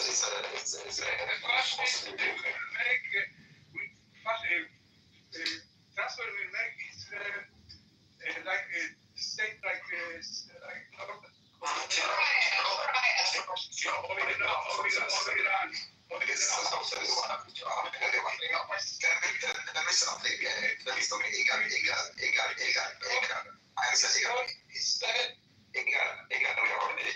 genocide, ethnic cleansing, starvation.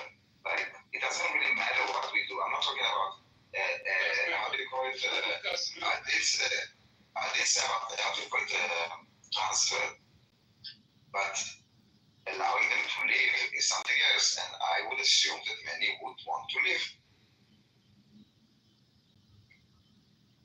Just today, Egypt declared today that if we push the Gazans from Gaza, it will be a headline for them. Means the end of peace with Egypt, maybe a war with Egypt.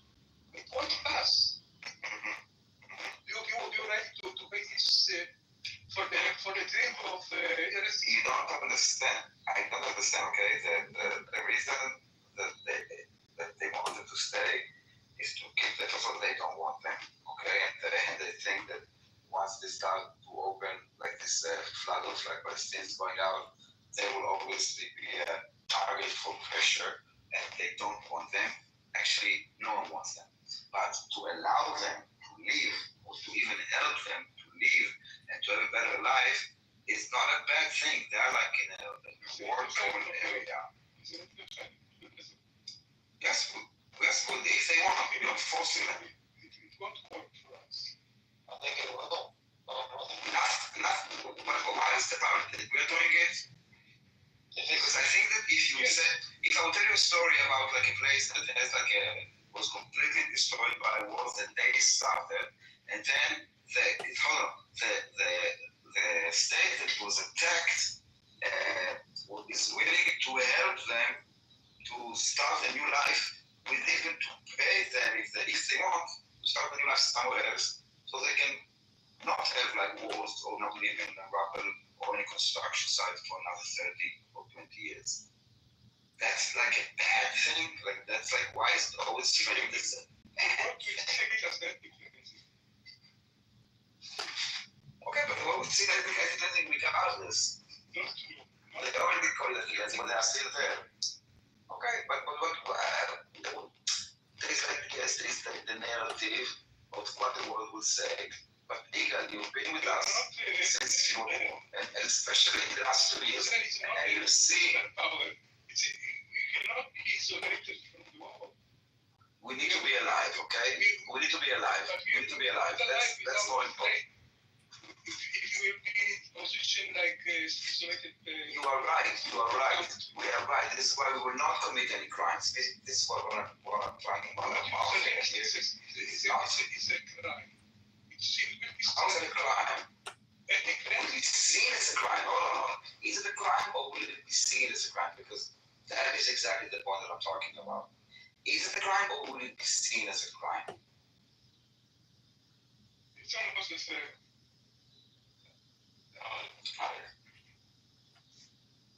By the way, It's not the same, by the way. It's not the same. Of course, it's not the same. It's almost the same. That's what he said. I don't know what to say. It would be like a strict Israel. Just to watch the all these things. And there's also already announced that it's free right, like very seen some in Parliament. The little thing is let me finish.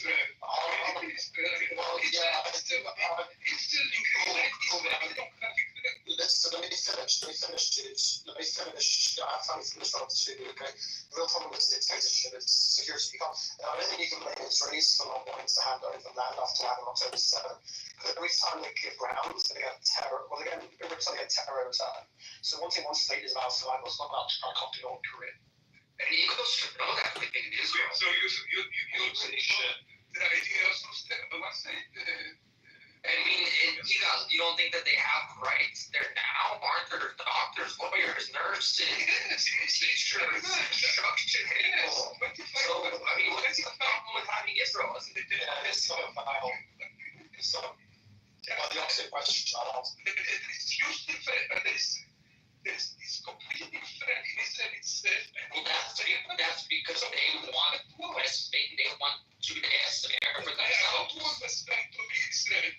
I don't want another 3 or 5 million Arabs as Israeli citizens. I don't either. As a Jewish state. So acting with the human in other countries is the solution? Yeah, you asked me what? I understand. It hasn't been stable since before October 7th, so it's not like this is anything new. It's been around for a long time. You know this. You're older than me too, I'm sure. You know this. I've lived in Israel. I know what the situation is there. Okay, even in the early 2000s, it was no one could go on a bus in the early 2000s. They were so fucking scared that a bus bombing was going to happen, or go to the malls, because there were suicide bombers going to different malls every day. Do you want this to happen? Cal said that they lit up Israel like popcorn, bro. The buses, they were blowing them up. They were. He's actually right on that. He was actually right on. One time it was happened 200 meters from my cell. I know. Not only did I not ride the bus, whenever I stopped next to a bus, like in a red light, I was like waiting for the green light because I didn't want to stand next to a bus. Yeah, but do you listen to what he goes saying? He's like, if you make it one state, that he goes, he's got kind of a point, but I think it's still probably the traditional English. He's like, then they all have to live with me. I understand that. That's why I think like they shouldn't get their state. They shouldn't be in Israel either, you know, and that's it. Yeah, they should find a new. Yeah, I know. And that's why It's fantasy. It's fantasy. They won't leave. You're right. It is fantasy. They're not going to leave. You're right. I totally agree with you on that. So you know what? Let them stay in their territory, and that's it. They don't. It doesn't need to be a country. But at the end of the day, we're not going to give up more land in Judea Samir. That's very crucial and critical to Israel. There's parts in Judea Samir where it's overlooking very, very strategic points in Israel, and this will never be given up to them for their own country. This is something that people will need to get through their head. This will never be. And Judea Samir is really the land for the Jewish people. That's part of Israel. It's always has been. And this was just a solution. This is a temporary solution to have them live there, unfortunately. And you know what? It's going to be a permanent solution at the end of the day. That's why I see it. Unless they do something about it where they kick them out and put them to another country, which, like you said, Eagle, it's not going to happen. I agree with you on that. Yeah. So, but Gaza is a problem. The entire world, the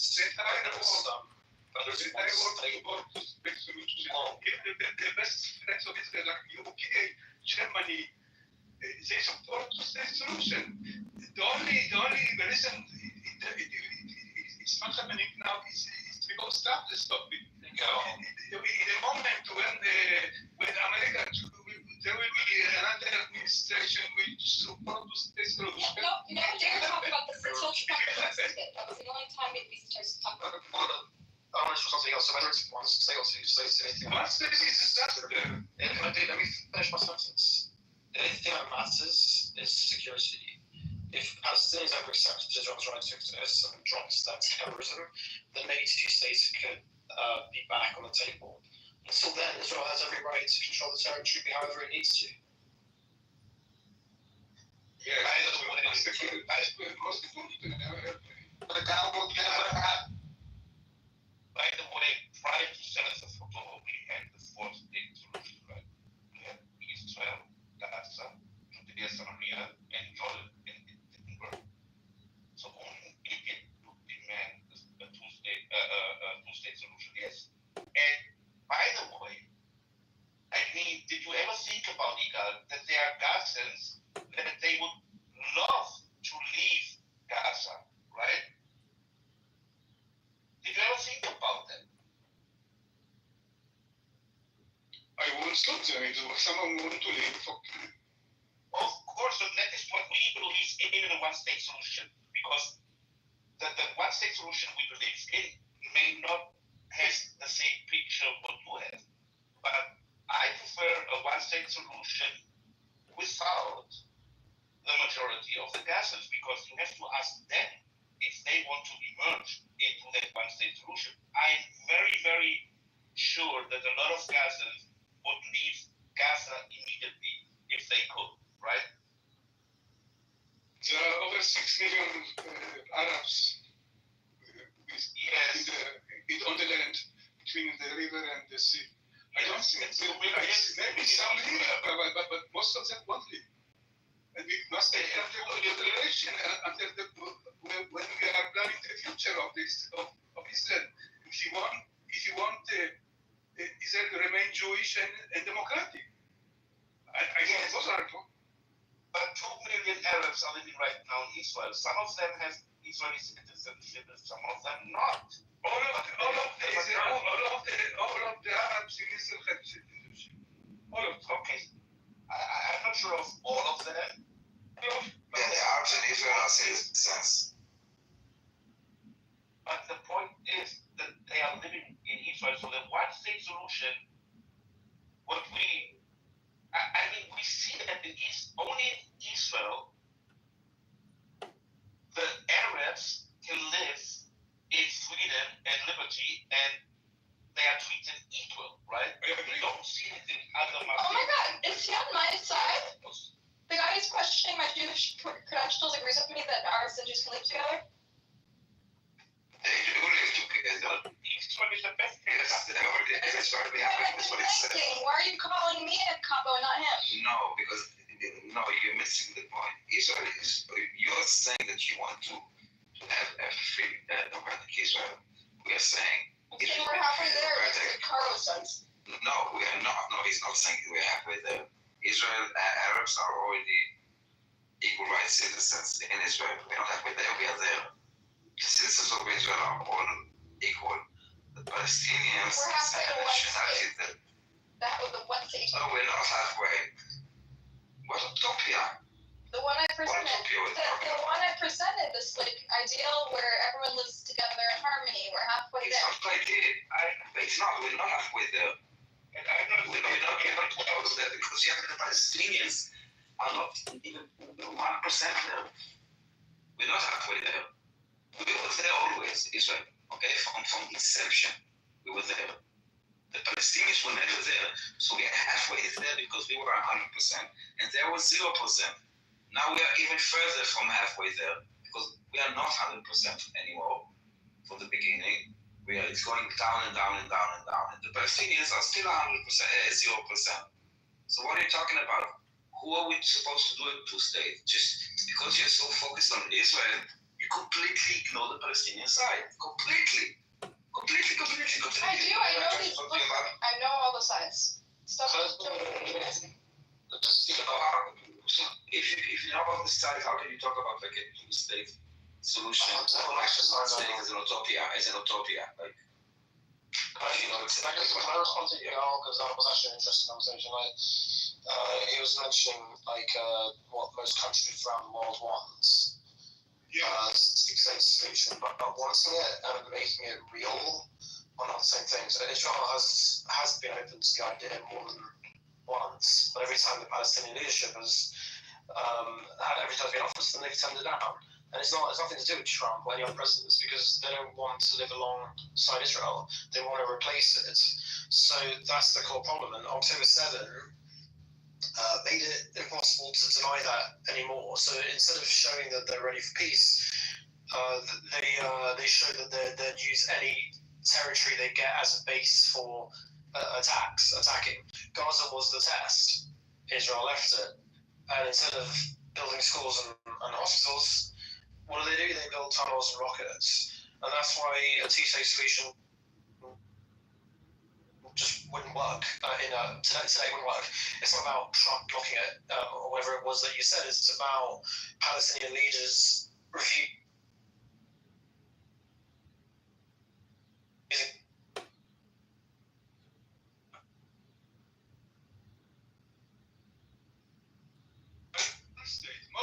Maybe most of them. But the question is, what is our interest of Jewish? They don't want one state. It's bullshit. They want That's what they say. That's what they say. What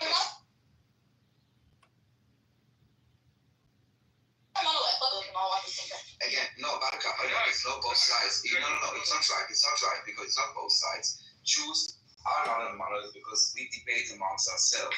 They don't debate. But still, so tell me,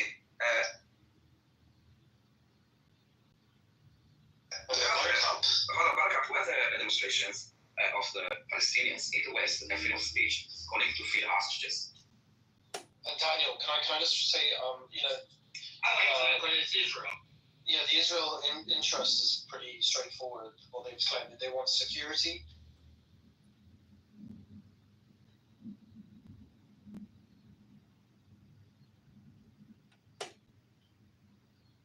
They want to live without a blockade. It doesn't matter if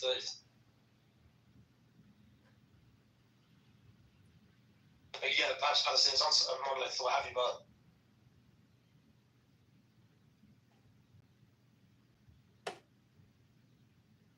one state. But the problem is their leadership.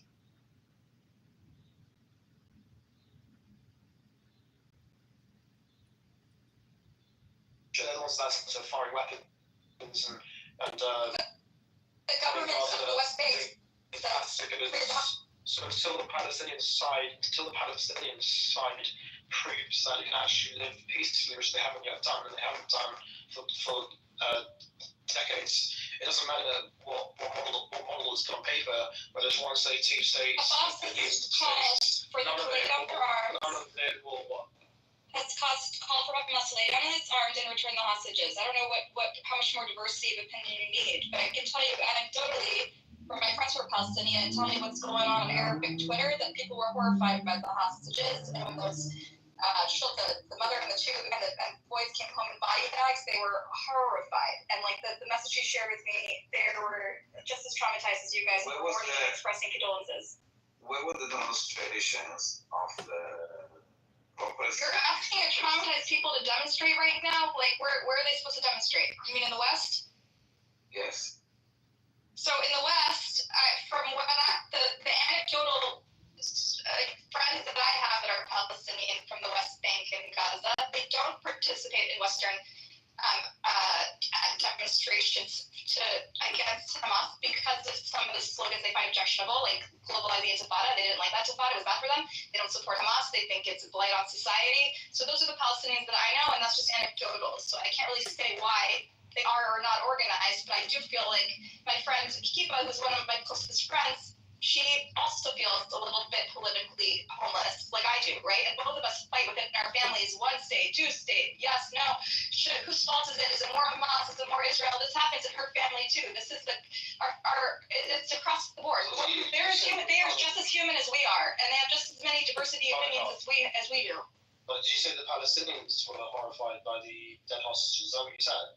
Well, she shared what people were saying on Arabic Twitter, and that when people were expressing condolences and saying this is unacceptable, and they were horrified. Yeah, they should have done the same when Hamas took them, right? They did. No, they didn't. The whole world saw the kidnappings. Well, some of it first did for the whole extent. The parading of terrified women and children, the celebrations in Gaza when they were dragged through the streets. You can't suddenly act horrified when hostages die in crossfire if you weren't horrified when they were kidnapped in the first place. So a lot of people who were interviewed after that about why they celebrated the streets, and I can share a link about this, Gazans who were interviewed, they said they didn't know the full extent of the horror, and when they found out, they were like trembling, like they realized that this was going to be a fucking disaster for Gaza. I can share interviews of Gazans who said that. Like at first, they did not know the extent of it. They thought it just broke through the gate, and there was a euphoria. Okay. What are you trying to justify? I can also show I'm not justifying. I'm trying to highlight. I can show you tweets from Muslim people that were saying Hamas did a great job. Precisely.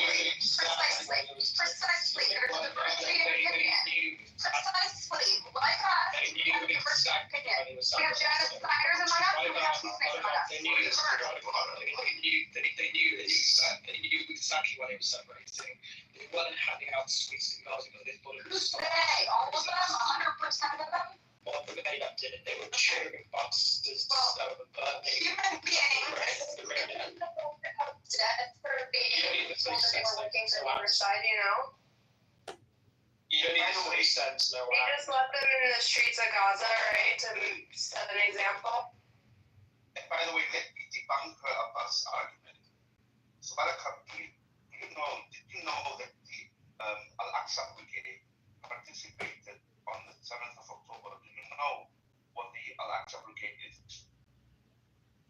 The Al-Aqsa Brigade is the military arm of the Fatah under the umbrella of the PLO, run by Abbas. Did you know that? I'm going to share a link of top. No, I'm asking you if you. No, I don't. No, I didn't know that. Thank you for sharing that. I'll look it up. I'll see if that's correct. Okay. So, check it out. The Al-Aqsa Brigade participated on the 7th of October, which is the military arm of Fatah. Okay, I'll check it out. Did you know Fatah and PLO were the same thing yesterday? Yes, I did, you moron. No, you didn't. No. Okay, ask Daniel if I know the difference between PLO and Fatah. I'm sorry to tell you, you're the only moron. Harry doesn't believe me.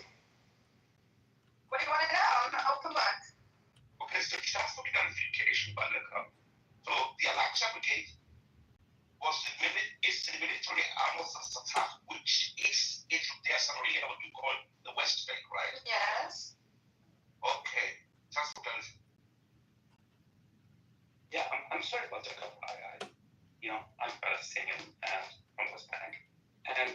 when October 7 happened, it was the monolith, not after. Oh my God! Thank you so much for coming, Sammy. How are you? Good. Now. Let him finish talking. Let him finish. I know it, but I want you to understand who this man is. I understand, but Right. Okay, yeah. So I've never seen really a single person condemn what happened in October 7. And you're right, in the fact that people were kind of concerned or worried about the scale of the Israeli response to it. Yes, this is when they realized that, oh, we fucked up. That was after they celebrated the atrocities that happened. I personally have not seen it. Maybe there is, maybe. Where are you from? Where do you live, Sammy? Can you tell me? Do you want to give that information? Like Ramallah area? No, not from Ireland. No. I'm not those. Okay. Yeah, and also the Palestinians that they leave are those who maybe live in the West, and to be honest, they just do the Al Jazeera thing, which is speaking in Arabic in one tongue, and then speaking English in a different, tongue. And they would give you what you want to hear, which is, we condemn this, we condemn that. But then once they are speaking Arabic, they would, either not necessarily going to celebrate October 7, but most of them, at least, they say they were happy that it happened because they thought that, this showed Israel, for example. Oh yes, we've humiliated them. Oh yes, this was just a slight payback, stuff like that. I did not really see any single condemnation that happened instantly. It was celebrated on Al Jazeera, by the way, for the East. And personally, when I was trying to talk to people and tell them that just put anything aside, like even forget about the Israeli response to this, which is going to be devastating, just think of the atrocities that happened. You've technically attacked people who are technically leftists, who mostly are those who side with you, and yet you have showed a very kind of stupid and totally futile and a very irresponsible action, and you have to condemn it. And I was actually, insulted and cursed and everything, and even from members of my own family who thought that, no, this is not time to condemn it, we're just happy that Israel has been humiliated. So again, I really don't think that there was, I think we are a monolith, to be honest. I think 90% of people, think the same way. And the very few of us who condemn violence and would not want to be part of a violent kind of ideology or violent, system of actions against Israel are the minority, are the very few minority, to be honest. Well, would you say most people in Nablus support Hamas and want them to rule? Like in your circle, do you feel like most people support Hamas? I think the support for them has skyrocketed after October 7. And the support for Abbas is actually it's always like if the elections were to happen now, you've got 70% maybe people voting for Hamas, compared to Okay, so I don't know. I guess after October 7th, it became clear what some of the horror that went on there. Do you think some people were affected, or no? They're still rooting for Gaza? No. For example, I've got my cousin who lives in Germany. And when I initially he was a bit taken aback by what he saw. He was like, oh yeah, there was some disgusting stuff that happened, but he was still feeling as if it was kind of like it was something that should have happened. Like he did not really feel that much of sympathy. And after the Israeli response and the damage and stuff, he started saying, like I heard him saying many times that I wish there was an October 7 every day because this is the only language they understand. Like even him who has some moderate views and lives in Europe, and I suppose many Palestinians and Arabs who live in Europe share the same viewpoint, he completely kind of switched back to thinking that everything is justified and violence and terror against Israelis is totally justified. And it's funny because he's in Germany and he's not German. Like he lives in Germany. He has many friends who entered illegally to Germany, and yet he still cannot swallow the presence of a small, tiny Jewish state in the huge Middle East. Which is funny. Like this is something I notice a lot among Arab Americans and Arabs in Europe and Muslims and stuff. Like they do not really mind, breaking in illegally by the thousands and millions and setting up mosques everywhere. Yet they cannot really tolerate the presence of this small, tiny Jewish state. Which is very fun. So my friend Hiba, she's from a refugee camp near Ramallah, And she, I think, more than her family thinks she supports society way more than I do. She thinks they need to get Hamas. She thinks they've been a blight on society. Her family and everyone, and people in her circle are very strict that you don't affiliate with Hamas. You know, they know they can get arrested by the IDF, and you don't. Just keep your head down and stay safe and work and do your stuff. And I think a lot of Palestinian families are like this, right? They don't. Even if they talk, she said they talk a lot of shit and she hears anti-Semitic things all the time. Yeah. She's way more pro-Israel than I am, but she says no one's actually, they say they want to kill a Jew, but they don't actually act on it because they're trying to keep their head down and just live their life, you know? Are they Arab Israelis? No, they're Arabs that live in a refugee camp near Ramallah. And there's like settlers that harass them, there's soldiers that have harassed them, especially during the Intifada. But still, she supports Israel's attack, fighting Hamas, because Hamas has been such a blight on their culture and their life. So this man is from the region who lives there. No, it's my friend Kiva. No, but not was. He's in the upper in our room talking. Now guys like Omar screaming. That the idea. He sounds like a fucking retard. And then this guy's actually from there. Okay, so let him respond to me. Let him respond. No, but he's talking. I want you, Omar, all the fucking lefties actually listen to this guy's actually giving exclusive interviews. So let him talk. Can I just say one thing quick? No, I really want to hear Sammy, but you know, they say there are. So yeah, maybe there are Palestinian families who just want to keep their heads down, as you said, and survive. I don't think anybody would deny that. But the problem is survival isn't the same as peace. So keeping quiet while Hamas rules doesn't stop all the rockets, the tunnels, and the massacres. If the majority were really against Hamas, they wouldn't have allowed them to keep power for all these years.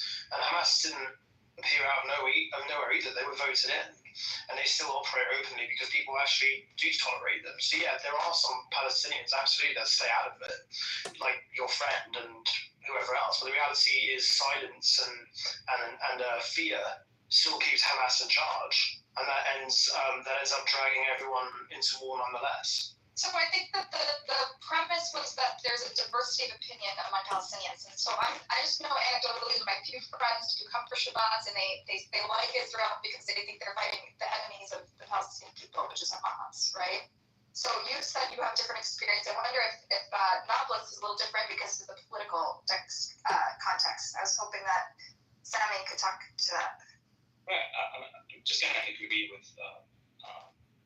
Tobias and the fact that being silent and, to be honest, just being worried about, for example, Israelis, detecting your kind of hate speech on Facebook and because it happened, for example, in Aglos, there was actually, after October 7th, just one day after that, there was a pizza place which basically switched its name from Pizza Whatever to, I think it was October 7 Pizza or something like that, and then the Israelis came and they demolished the pizza place. So some people, yes, they do not express their opinions because they know that maybe social media, the idea for the Israelis, they monitor social media, especially in the West Bank. So it's really about concern of being maybe arrested in that sense. But what really should have happened is at least one demonstration. And I'm not going to say that it needs to happen in Judea and Samaria, the West Bank, whatever.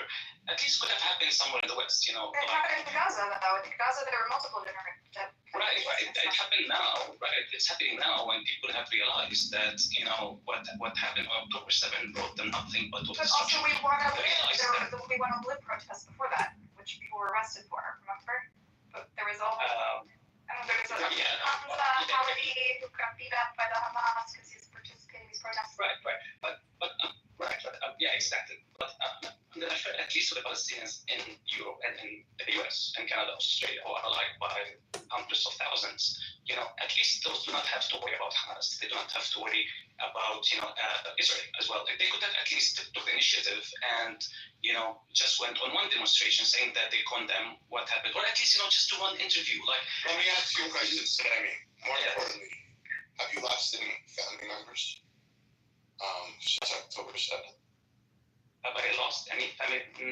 No. Well, distant ones, but not direct ones. The people that were killed because of the actions of Hamas? Well, I have visited relatives in Gaza. But in the West Bank, I did not lose anyone. But yes, some of those who lost their life in the war. Do you think this saying that to the IDF is that's a good slogan?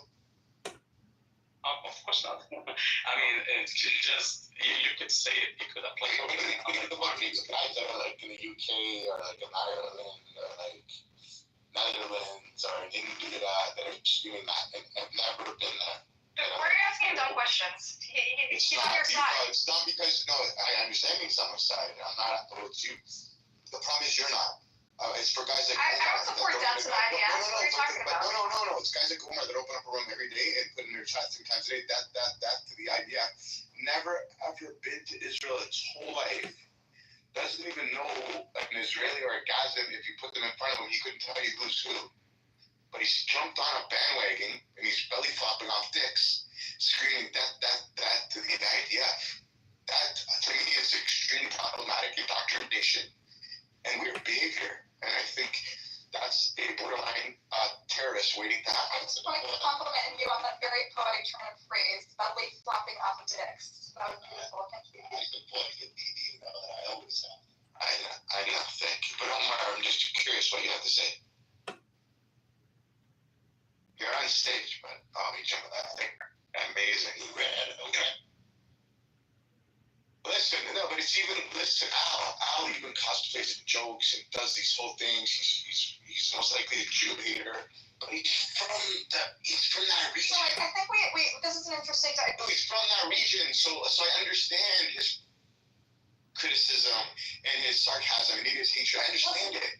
I don't understand these people that live in America, live in Scotland, Ireland, India, Pakistan, that don't even fucking know where the place is. And they have this crazy, loud, death, satanic opinion.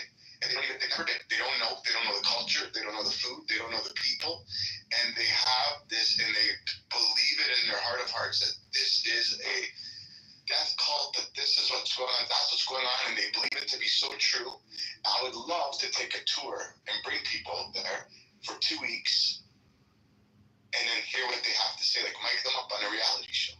I would like to hear what Sammy has to say, because what you're arguing, coming from Sammy, is very influential, so I think we should let him speak. I want to hear what he has to say. I'm curious. No, but I've been listening to you, and you're trying to tell me I'm a novelist, but this one, I'm asking how I'm learning from him. It's called learning. I understand you're doing the same thing you're doing to him as you did to Daniel, and then he's like, Sammy, I'm learning from Sammy, and I'm curious because he's the one who's on the ground and he knows personally. Yeah, there's a you're learning with tomorrow. You got to come back and regurgitate everything. Exactly. But let's hear it. You're focusing over the one Palestinian who loves Israel. No problem. He's not the one that loves Israel. That's where you're wrong. But go ahead, Sammy, teacher. Well, no, of course I love Israel. No, I'm just saying you're not the only one. You know how many Arab Israelis that live inside Israel? Arab Israelis. No. In Israel, Arab Israelis that love Israel love the democracy. That would not, if you could change the position to where I was listening. Completely circle now, BB. You know, that's a good example. I mean, he's a really proud Israeli Arab himself. Also, a lot of Druze as well. They love living in Israel. And they we're love not talking Israel. about the Jews, obviously. So, why not? Because they serve the military, they're more integrated. They're fiercely. So are Arabs. They live right next to the Druze. And all the villages. Obviously, you don't know anything about it. Stop bulldozing the one Palestinian. Bulldozing the Palestinian. We're bulldozing you. Sammy, I wanted to know if you know off the top. Do you know where Baka is? Let him answer me. Do you know what the movement is? Thank you. Now, do you know about the Baka? Have you ever heard of it before? No. Sammy, I'm sure you've heard of it before. Sammy, have you heard of it before? I've heard of it. Baka. Who is it? Tell us, share us. It's not a he. It's a village in Israel. All right, we'll get your point out. What are you trying to say? Oh my God. Buttercup, you don't respect the hairy ball sack. Who is he? Exactly. Who is he, Harry? It's a village in Israel where the Arabs live. Okay. Palestinians, whatever you want to call them. Okay. And they're all Israeli citizens there. And they have a monolith. No, Sammy, I want to ask you. What do you mean? They're not monoliths. So you're saying fundamentally, characteristically, Israeli Palestinians are different than the ones in the West Bank and Gaza, and the ones in the West Bank and Gaza can't. No, you didn't let me finish my point. So I know somebody here. I have a friend named Mohammed. It's his house there before actually a couple years back. This is my point. Very nice guy. I'm getting to the point. Very nice guy. But I follow him on Instagram and I keep in touch with him here and there. But I saw after October 7th, he was posting a lot of things that he was proud of them, what they did, Hamas did. And they're defending Palestinians and they were fighting the occupation. And I was shocked by what I saw from him because, I mean, he has a beautiful home there and they live very nice there. He took us to a great restaurant as well and everything. So I was just shocked by his comment. Sammy, I wanted to know. Yeah, but the point that I'm trying to make is that it is a monolith. That's the point that I'm trying to make. So they all think that. Okay. So all Arab Israelis are monolith. I agree. I'm sorry, yeah, I totally agree with every like. Even those who are very well off, they have amazing houses and, they have, let's say, U.S. citizenship and they come every summer just to visit their relatives in the West Bank. They drive these super fancy cars and yet still, they are basically, they celebrate October 7th. Like, I know that, it is kind of a monolith in a sense that, when you say a monolith, of course, that doesn't mean 100%, but when it's like over 85% of the people share the same opinion, then it is a monolith. So, Sammy, I want to ask you, because you mentioned they didn't do a single interview, they haven't spoken out. You know about this Ahmed al-Khatib, he's from Gaza, he lost 59 family members or 39 family members or something. He advocates for a different vision, right? A real line for Palestine. You must know him, he's all over social media. He advocates for what exactly? He advocates for a new vision for a Palestinian state that rejects violence, and he's very pro-Israel. He comes on all the Israeli channels and talks about condemns Hamas. He's been he fled Hamas. He got asylum. Ahmed al-Khatib. He's from Gaza. His family, he lost 39 family members in this war. He left as a teenager. Now he's like a political. He works for a think tank in America, and he's all over social media, basically condemning Hamas. I know. Okay. And then he lost his family. Why? What happened? He doesn't know. He has a lot of contacts in the military because he's so pro-Israel. The pro-Israel people love the government loves him. It's not very pro-Israel. I do see things. He criticizes the crimes that they did. He criticizes every now and then. He's not a propagandist. But he does condemn Hamas, and he does go on a lot of pro-Israel shows. They are friendly to him, and so he. Sure. So my point is, like, he lost 39 family members. He asked his people in the IDF why they killed them. They said, I don't know, either it was a mistake, we don't really know. They couldn't give him a straight answer, and he said even though it was, people like his siblings, right, uncles, aunts, babies, blown to bits, and he's like, why did you do this? And he said they couldn't give him a straight answer. They couldn't give him an answer. They don't know. It was during the first days. It was like during the first days when it was just sort of shock and awe. They were bombing everything. That's when they died. And what's the problem with this? They were against Hamas. These were opponents of Hamas that were bombed. He said he knew for a fact there was no tunnels under their house. He knew for a fact. They were very influential. His brother runs like a nonprofit in Gaza, and they're all doctors, right? They're opposed to Hamas from the beginning. How does he know that no tunnels under Gaza? Because he says they've been approached before. He knows for a fact there were no tunnels and there was no Hamas mixed in the house. No, maybe they don't exit in his house, but there's 400 kilometers of tunnels. Maybe, right. So but the fact is they killed his entire anti-Hamas family. No, but like 39 of them. Two different houses, one in Rafah and one in northern Gaza. And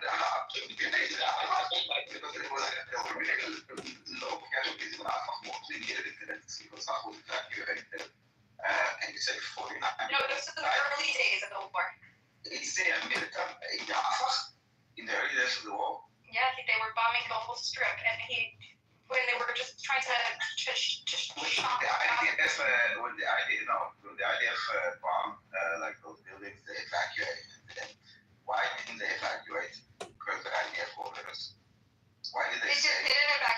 at the beginning. They were just because Hamas told them this. No, it's not true. You're just going off things. It doesn't work like this. This is what you believe, but I'm telling you that's what happened.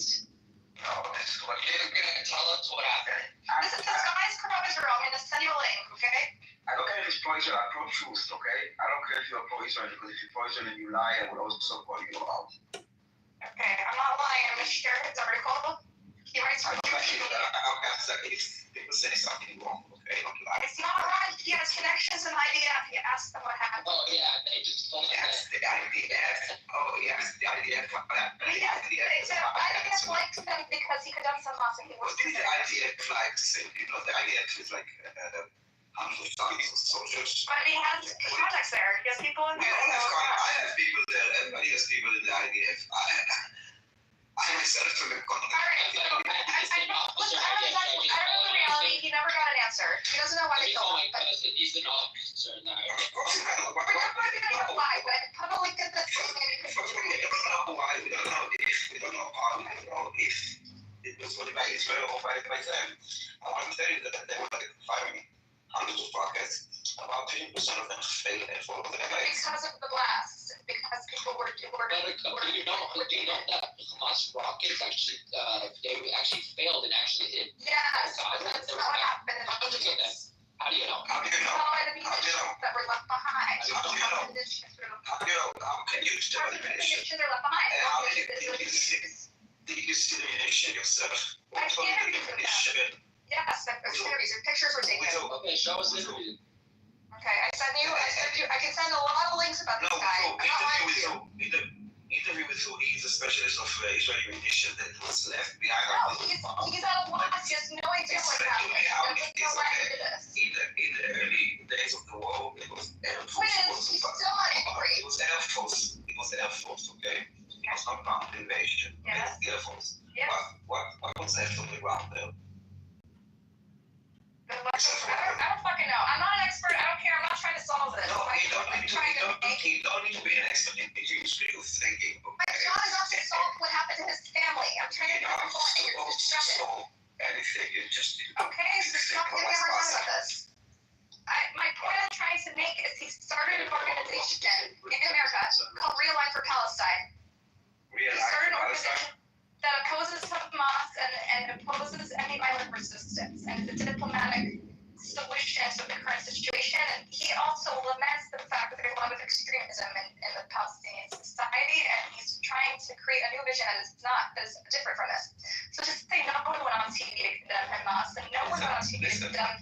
He's very close to the Hamas. I will tell you what. If all that is true, then he has like 6 followers within the Palestinian. That's not true. It's extremely popular. Yeah, but not popular. I actually like this Facebook page, and usually the comments are mostly insulting him and cursing him and stuff like that. And he sometimes posts about this. He said, like, you know, the amount of hate messages or, you know, saying you're a traitor, you're an embarrassment, etc. is far worse than, you know, than any kind of supporting messages. So he has lots of followers, but that doesn't mean that if you have lots of followers that they really agree with what he posts. They are mostly there to, you know, criticize him and curse him at everything. But Israelis do that too, right? Whenever he talks about the war crimes, the Israelis curse him out. I've seen him post about how Israelis and Palestinians come after him. Yes, because she's saying war crimes, and war crimes is something, again, it's like calling someone a rapist. I'm paraphrasing. He uses the words that make him appealing to the idea that we're the So you are even more extreme than him. Got it. Yes. But that makes me really conceited. Which makes me conceited. Such a disparity. You're just such an narrative after like, come on, it's fucking like, you know? Really, you don't contribute anything. You're just dumb as shit. No one's actually seriously about it. Don't talk about me. I supply way more facts than you do. I know a lot more about it. So shut it. That's rude. That hurts my feelings. Well, I hurt my feelings. I used somebody I take up too much space. Why do you think my moderator over there? Why do they have got Daniel's respect, BB's respect? They know I know way more about this than you. Everyone finds you annoying. You're misinformed. You're one of Amir's thugs. And you pretend to know about the subject. You know, you fuck all. You repeat everything you say every time you come into the room. People think you're a joke. You're not intelligent. You have a very annoying voice, so you can shut your fucking mouth. Perfectly said, Tobias. That hurts my feelings, Tobias. I don't give a fuck about your feelings. The world doesn't give a fuck about your feelings. Get over yourself, you little bitch. Wow. I have a question, Buttercup. Do you know who Roy Chen is? Roy Chen.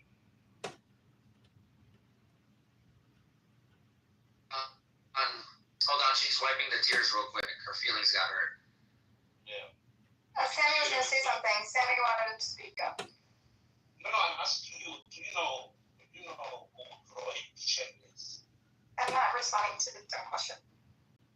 It's not that question because look, I can also do what about this Roy Chen and in the attack of the first male fucking he was 15 years old and he lost all his family members. What about that?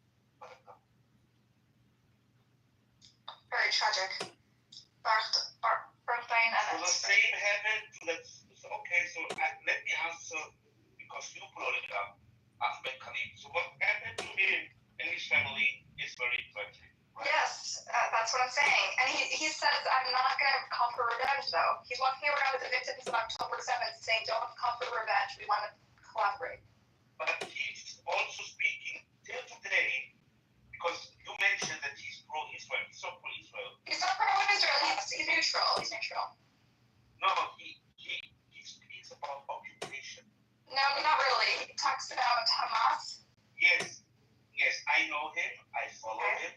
Okay, I watch his videos, and he's clearly, when it comes to Israel, I mean, he tries to avoid the term Israel. He speaks about, if it comes to Israel, he loves to use the term. I've never heard him use that. Never. He never used disciplinary words like that. Never. He works closely with the Israeli government. Like, he's literally, like, he's so careful with his words. I've never heard him use the word occupy. Show me that he works closely with the Israeli government. I'll show you him interviewed on pro-Israel TV. Sources right now in the chat. Okay, closely. No, he's not allied with them, but they trust him and they talk to him. You said closely. Show us. No, he's not a propagandist. He doesn't work with the government. He's they see him as a favorable voice for them, Buttercup, are you dating a Muslim or married to a Muslim?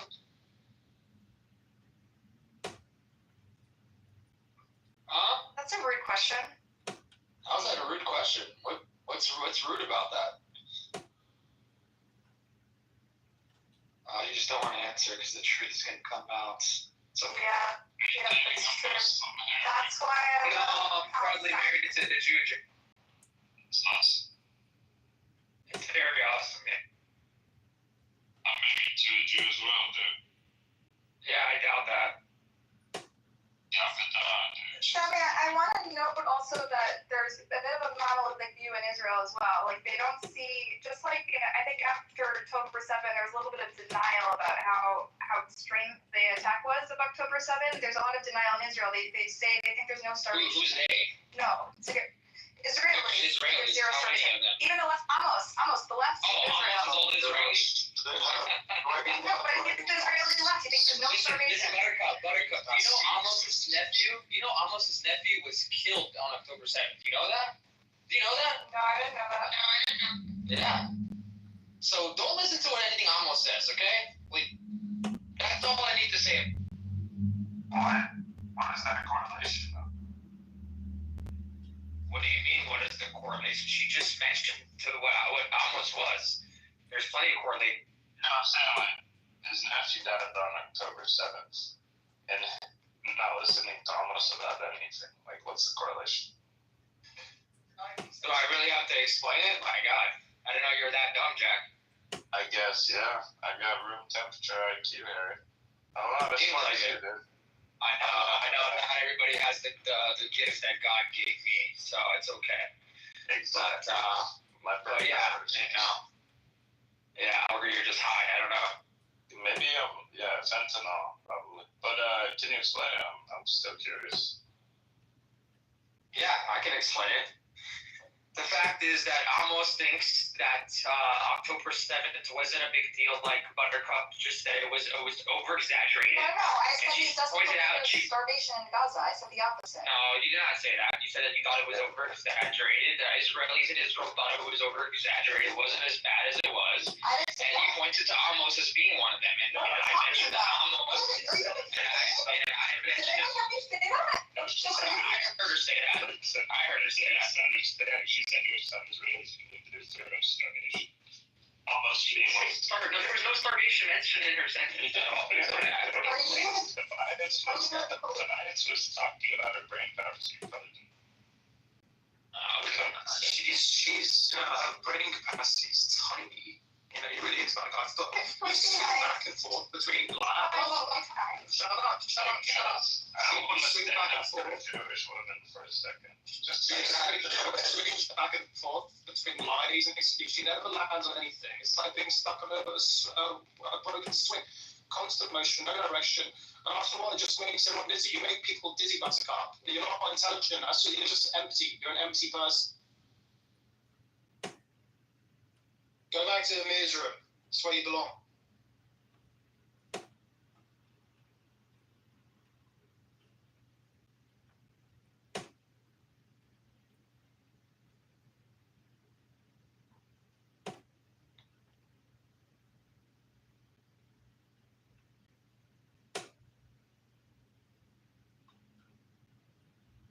Sicker, you still think I'm not Jewish? I proved it over and over again. I've been grilled 100 times on the Torah at Shul and Minhagim and my Hebrew. Like, I've spoken Hebrew. Like, you've tested me. How many times do I need to be proved to you that I'm a fucking Jew?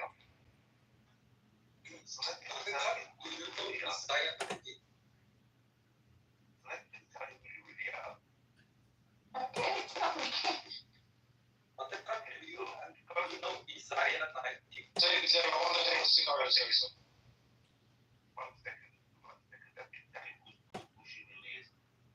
So let's go back to Torah because you mentioned the Torah. So when God led the Jewish people from Egypt, there was a group which also left Egypt with the Jewish nation, right? They followed them at to Mount Sinai. We know that they are the Ephraim, the mixed multitude, right? Do you know that? Yes. Yes. So the Ephraim today is what I mentioned before, that in the Torah it's a clear statement that no nation can defeat the Jewish nation except the Jewish nation. So what does that mean? So you, to me, if you are a Jew, you are an Ephraim. You came out with your people, with the Jewish people, as an opportunist. This is what you are. And now I'm describing you, and I give you a profile who you really are. The problem with Jews connected to the Palestinian cause is because you are still attached to Egypt. Therefore, you have sympathy for them. You might have a Jewish body, but your soul is not Jewish. That's really intense. Thank you for that beautiful Devar Torah. That's what you are. I didn't know that was even possible. Are you communicating here? Is that kind of just No, I'm explaining why she is still attached to Egypt, because the majority of the Gazans are Egyptians. So she's still in Egypt. This is what we believe when we talk about the Arab Front, for example. When we talk about the non-figures who are around the world, Chaim Chomsky, George Soros, you are attached, Buttercup, to Egypt because you belong to Egypt. That's intense. Well, hey, Sammy, you're Arab Zionist, right? Yes, I. From which country, if you don't mind? From Judea and Samaria or the West Bank? Oh, you lived in the West Bank? Right, yeah. Yeah, you like the Zell Church? Well, I thought this picture would, annoy some people, so I put it there. I don't necessarily like them, but. What's wrong with him? What's wrong with him, Jack? Well, I think. Didn't he get caught on the side of the highway, like the DNT, and got charged with terrorist on that Israeli state? His Felix message is very good for the Arabs. He is building the one state. I guess so, yeah, that's true too. And that is a thing too, right? Like, he's inevitably bringing a one-state solution, like all these settlements and expansions, and just kind of the way he's running things in the civil administration. It's going to be good for you, I guess, Sammy. He supports genocide. He supports killing all the Arabs. I understand. Your horse motion, don't promote that at all. But I mean, he's more, I guess, radical, and maybe some of his language on Palestinians is very general and harsh, and some would say genocidal, sure, but I think he's more like of a Jewish supremacist. And there's nothing wrong with that. But there could be a reinforcement from China. Of course, yeah. What? Sammy is.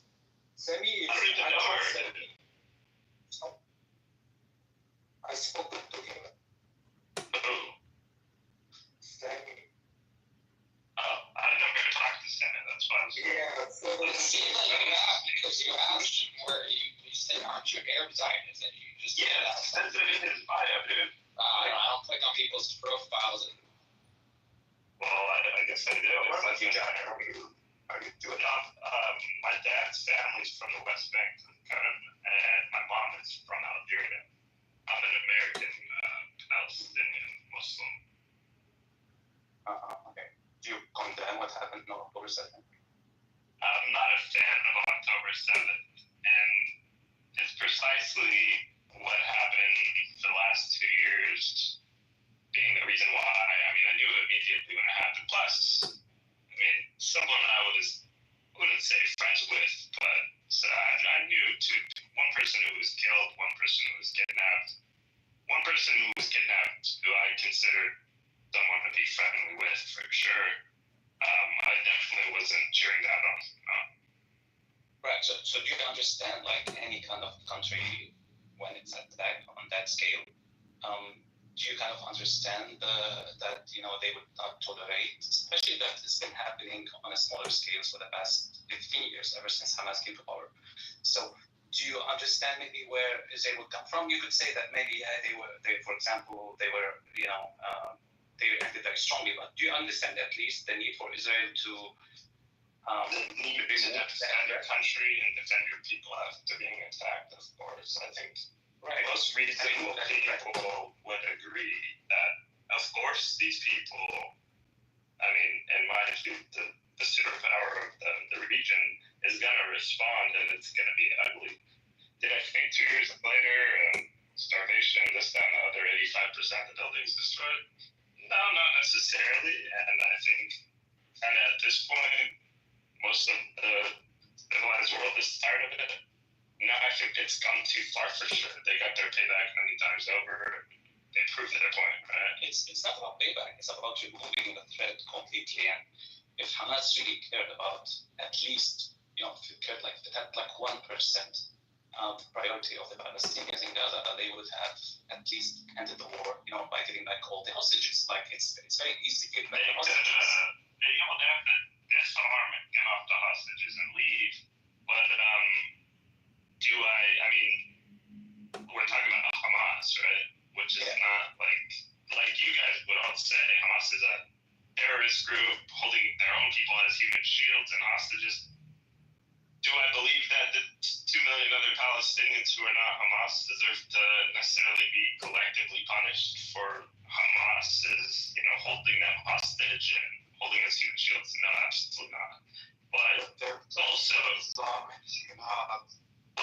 whatever. I mean, let's even say there are 100,000 militants, which that's probably a little less. But let's imagine 100,000.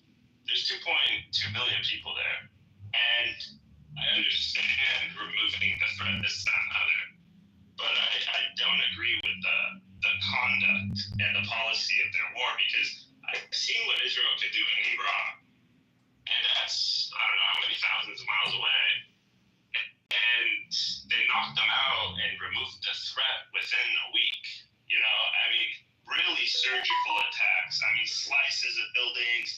They knew where every single guy was. And I'm hard pressed to believe 2 years later you haven't accomplished your goals, and To be fair, they've been planning for Iran for 20 years. I think they just kind of blew their hand with Iran. They've been planning it. They had people on the ground, agents that were in the government, triple agents, whatever. People in Hamas, they blew their hand and they accomplished nothing. Netanyahu and the Mossad and the Shabak are not naive about Hamas. I'm not saying they knew on October 7th they're going to come and attack us. Probably not. They weren't busy. They weren't busy. Maybe they did. Okay. If they did or they whether they did or they didn't, all I'm saying is, those guys are on your border, and you know how they feel about you, and they've never really, been shy about how they felt about you. This is the most surveilled. I mean, I talk to people in Gaza every day. There's drones above them all the time. Do you know what the cities called Dash? Jack, you know what? Yeah, I do. In the UAE and Qatar. That was Jack, let me just respond to you quickly. So the 100,000 militants versus 2 million civilians. That sounds like a good argument, but it actually ignores how Hamas operates. So those militants, they don't stand on battlefield wearing full uniforms. They hide in the middle of those 2 million in homes. They hide in hospitals and the mosques and schools. So that means that every strike is really, really complicated, because Hamas literally made civilians into their shield. So the numbers don't tell the full story. One militant can put an entire neighborhood at risk if he's burning, if he's running rockets from a basement. And the point you made about Iraq, the comparison also doesn't hold, because in Iraq, America was fighting against. Did you say Iran? You said Iran. Israel's one. I thought you were America's. Sorry, never mind. Okay, my point is still standing. The first one, they would absolutely use a real attack, because it's harder to then differentiate them from civilians, right? But again, these guys are fighting a war with you. So they're going to have communications, they're going to be organized, they're going to have weapons, guns, and mind you, these are the militants who are actually fighting gun battles, let alone the commanders or the politicians of Hamas that you're also targeting. Trying to defeat these people through intel is going to require, you destroyed 85% of the infrastructure and buildings in Gaza, and it's still not done.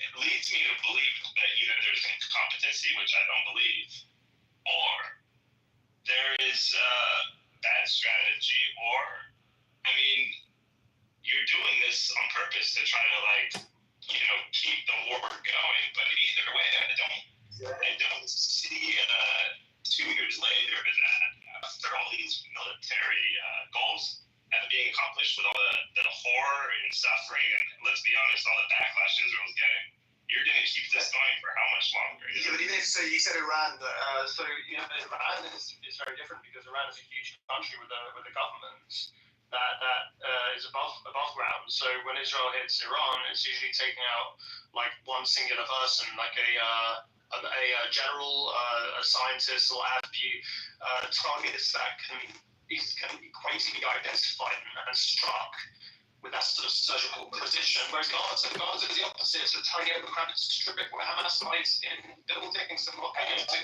It's a really nonsense what happened to us. Our response to that. Dave, what are you doing in a second? Also on October 7th, those people, I want to respond to the text about Qasim. They were not even Hamas. People that attacked Qasim, they were just Gaza Palestinian civilians that had work visas, that worked and lived alongside these people on the kibbutz. Can you cite this? Actually, that was supported by every single Israeli media outlet reported that the workers had nothing to do with the plotting of Well, I'll tell you, I will share every outlet, right, left, and center that reported this. We can do this. Well, stories of these people. There's a lot of rumors, yeah. People that survived October 6th.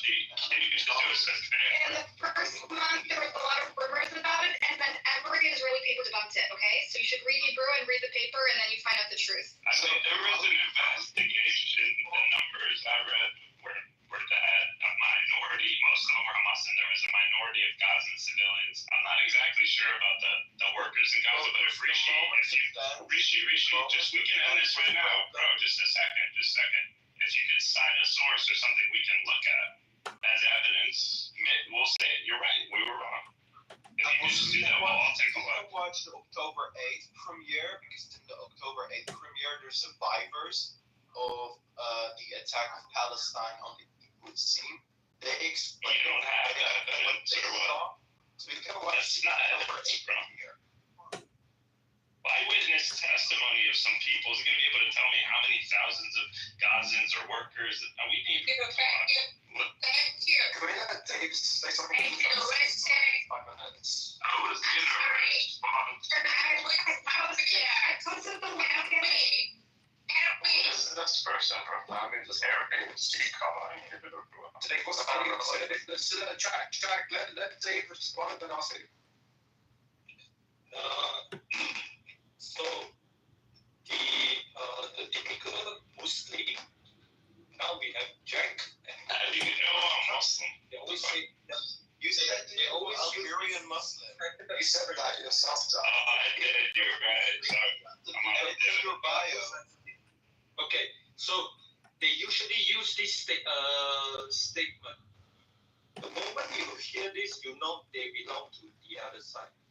We should hold IDF to a higher standard. So that is a standard statement used by Piers Morgan, used by Buttercup, used by Jack. Are you saying we should hold the IDF to this? Or should we just hold the IDF to the same standard as a terrorist organization?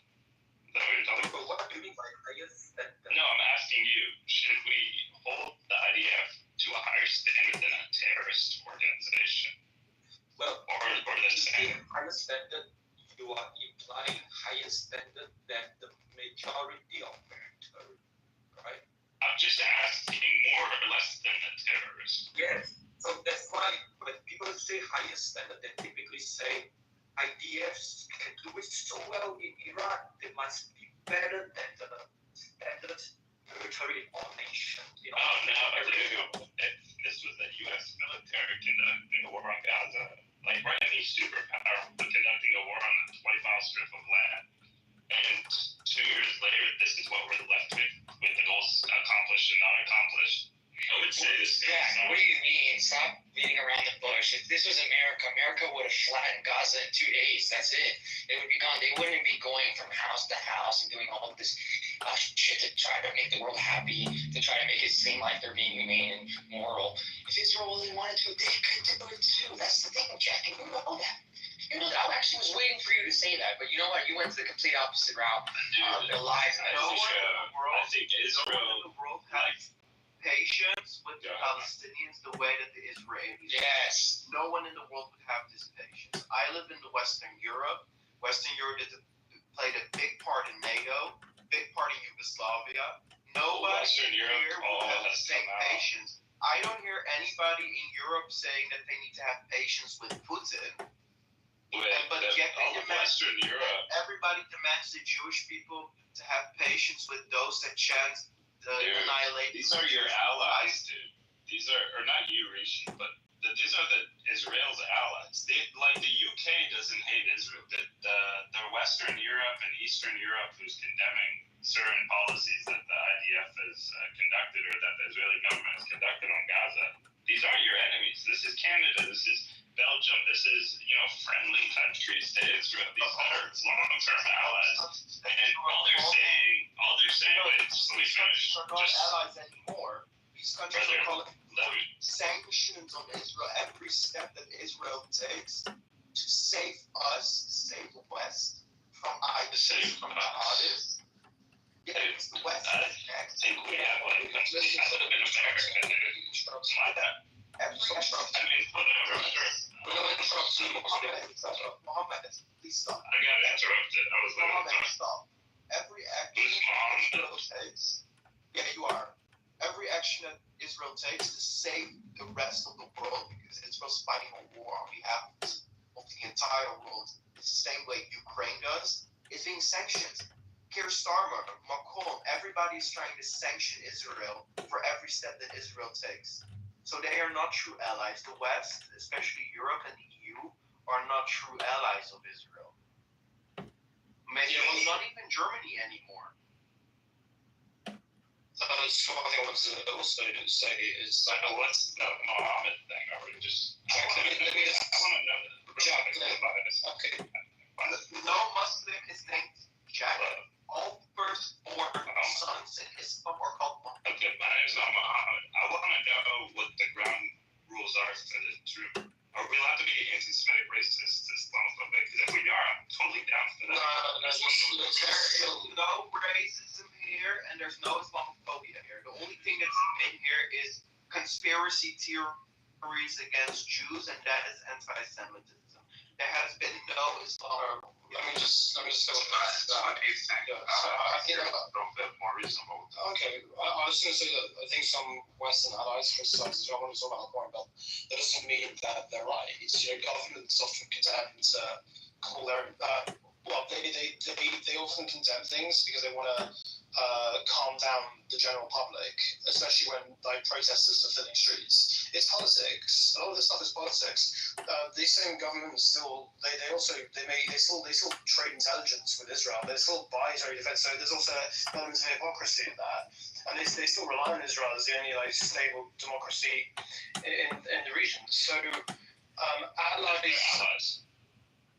Yeah, so allies condemn America in Iraq and Afghanistan too, while still supporting them behind the scenes. So condemnation is easy when you don't have to live under war. And for Israel, the survival comes first. It cannot base its security on what looks good for Western headlines. It has to base it on something October 7th. So I think it's right. So I'm responsible. What I'm saying is, right, these are your allies, and they're all coming together, except probably the United States, to say one thing. Do you understand what their criticism was? Oh wow, condemning Hamas much, but do you understand what their criticism of Israel's conduct on something very specific? No, tell me, Jack. Tell me. It was about the humanitarian aid of food and how it was being delivered and how much was going in. That's what they were worried about. And of course, there was also, I forgot to mention, saying, calling for the end of the war and Hamas to release all the hostages. Basically, the ceasefire and the war stuff. But what it seemed like was their main criticism was the food supply. Why would it be Israel's responsibility to give? Keir Starmer in the UK never mentioned the name of hostages with British citizenship until the opposition leader Nigel Farage exposed to the UK about Emily Damari being a UK citizen.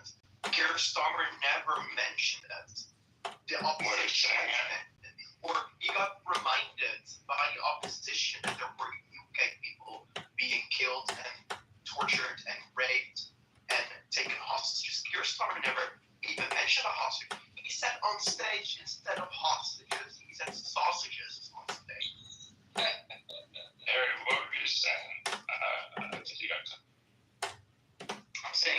is it Israel's responsibility to bring in aid to Gaza? I've never understood this is like their talking point here. Like, it's Israel's responsibility that we need to feed them and give them water, which we were doing before October 7th anyways. Electricity, water, food, 40,000 that were coming in and out for work every day, bringing in money back to their families from Israel.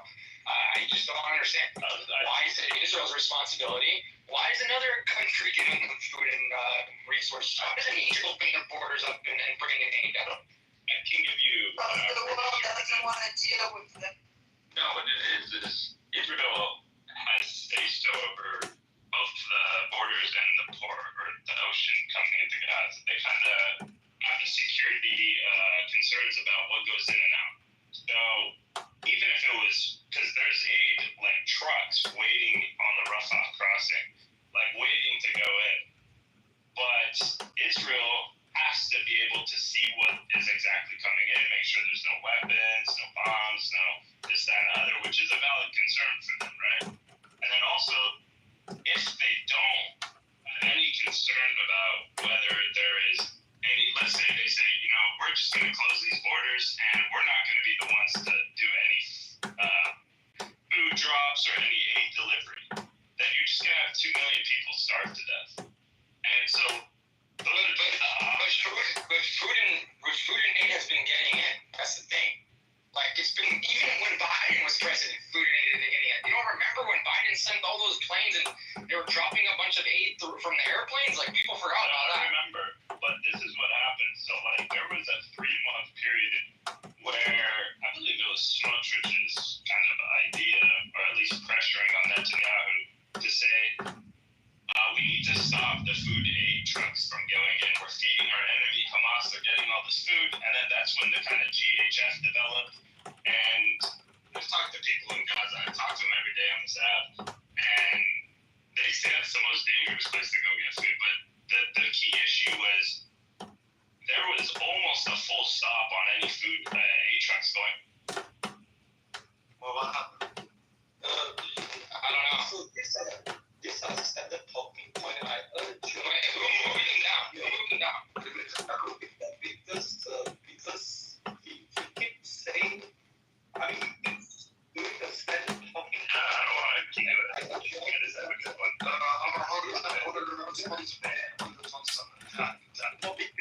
Because I don't see some of the adversaries. And it's exploiting the loop. It's exactly. I wanted to respond to someone. Like, there's 2 guys here, they're just going to keep taking me down. Yeah, it's all moving. It's a bad look, guys. Don't do that. But yeah, that was I think the key concern. It wasn't like for the last 2 years there was food trucks going in. It was a period of time where there was none, and then there was like very little, and that's when like the international community. Zach, can I just say one thing? I just want to mention that countries, like you said, the reason why they're condemning Israel is over the aid, right? That's the main reason they're condemning it. That was your response. I believe it was, yeah, that's okay. Yes, so as far as I'm concerned, they're playing into Hamas's strategy, because these same countries know Hamas steals the food and fuel the moment it enters into Gaza. They always point the finger at Israel and say, it's easy for these in Europe or America to act outraged when they don't have rockets flying over their homes. But if it were their families massacred on October 7th, they wouldn't be lecturing Israel about aid. They'd be demanding their armies flatten the enemy, and also let's not pretend that their own hands are clean. The US, France, and sadly the UK, sadly for me, they all cut off supplies, bomb cities and blockaded ports during wars as well. Let's not talk about the way they're acting now, by the way. There's a lot of problems now in government. They know full well that security always comes before comfort. So their condemnations they're not principled, it's just pure politics. It's meant to look good for the cameras, but it ignores the real cause. And the real cause is that Hamas is exploiting civilians. So that's how I respond to that. I can respond to that, and it's a good point about security. And it's a good point about security and the concern about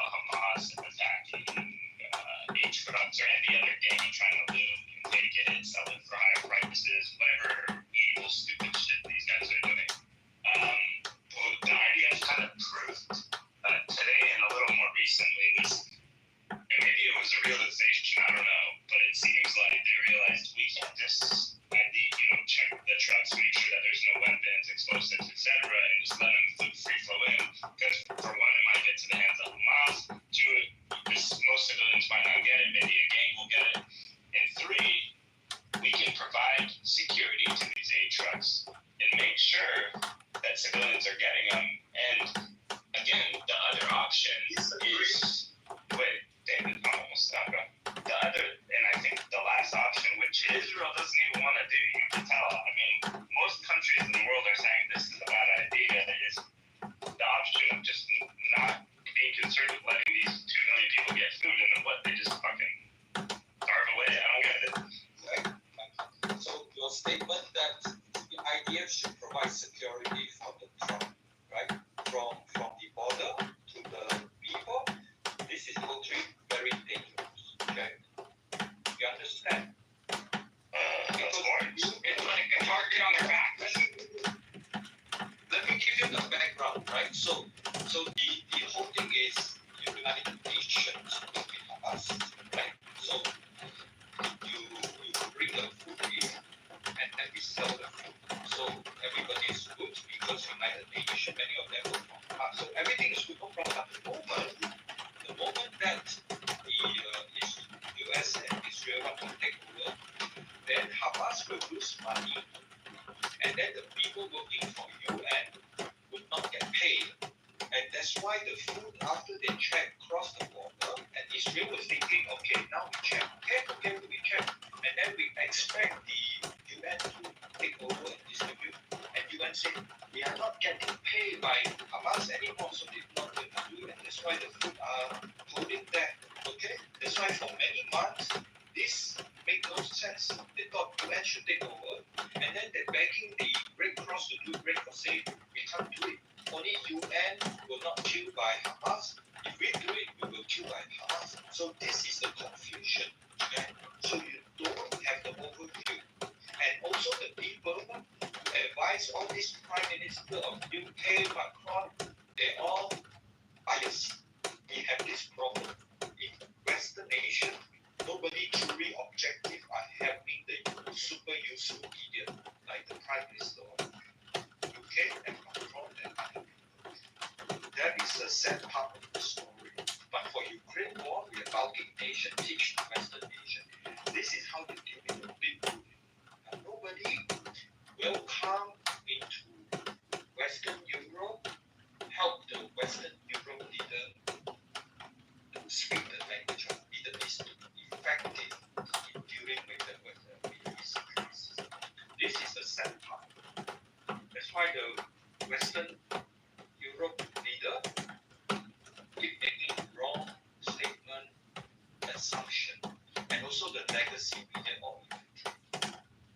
So it is very sad for the Western Europe.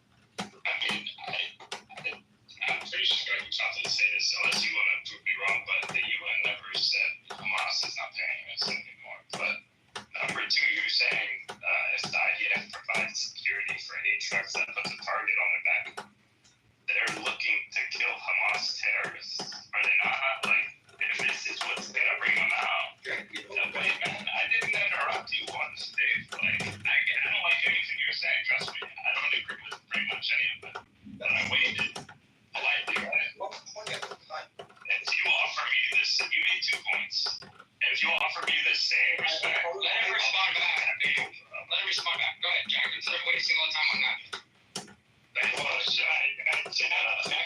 Jack, come on, David. Sorry to ask you. Yeah, I'm going to that basically my point is, obviously, it's a war zone. Obviously, there will be threats. If they want to provide the security, it also gives them a chance to weed out some of the Hamas guys who are going to be coming with guns, and they can fight them. And mind you, I'm not talking about some low-level security. I'm talking about, a real force to distribute. Let me respond back to Jack after. Go ahead. Finish, Jack.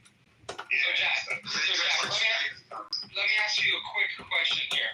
Why should it be the IDF's responsibility to go and do that? Why wouldn't Hamas do that? And since the IDF is so big and bad, and they're killing civilians and all this stuff, all this rhetoric we hear, why wouldn't Hamas take the aid and protect the aid and distribute it to their own people if they are the governing body there, if they are the rulers of the people there?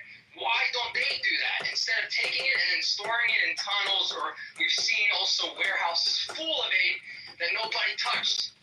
So I'm just wondering why is it all the IDF's responsibility? I'll tell you, like, I'm not the person who's gonna come and say that. Honestly, you don't know the answer. I'm just gonna say I'm not the person who believes Hamas is a benevolent leadership. I'm not saying that these are jackasses. Like, these are not people who are gonna come and say, oh, let's like, clearly look at their fucking how they're conducting themselves. So you're saying the IDF is more moral than Hamas then?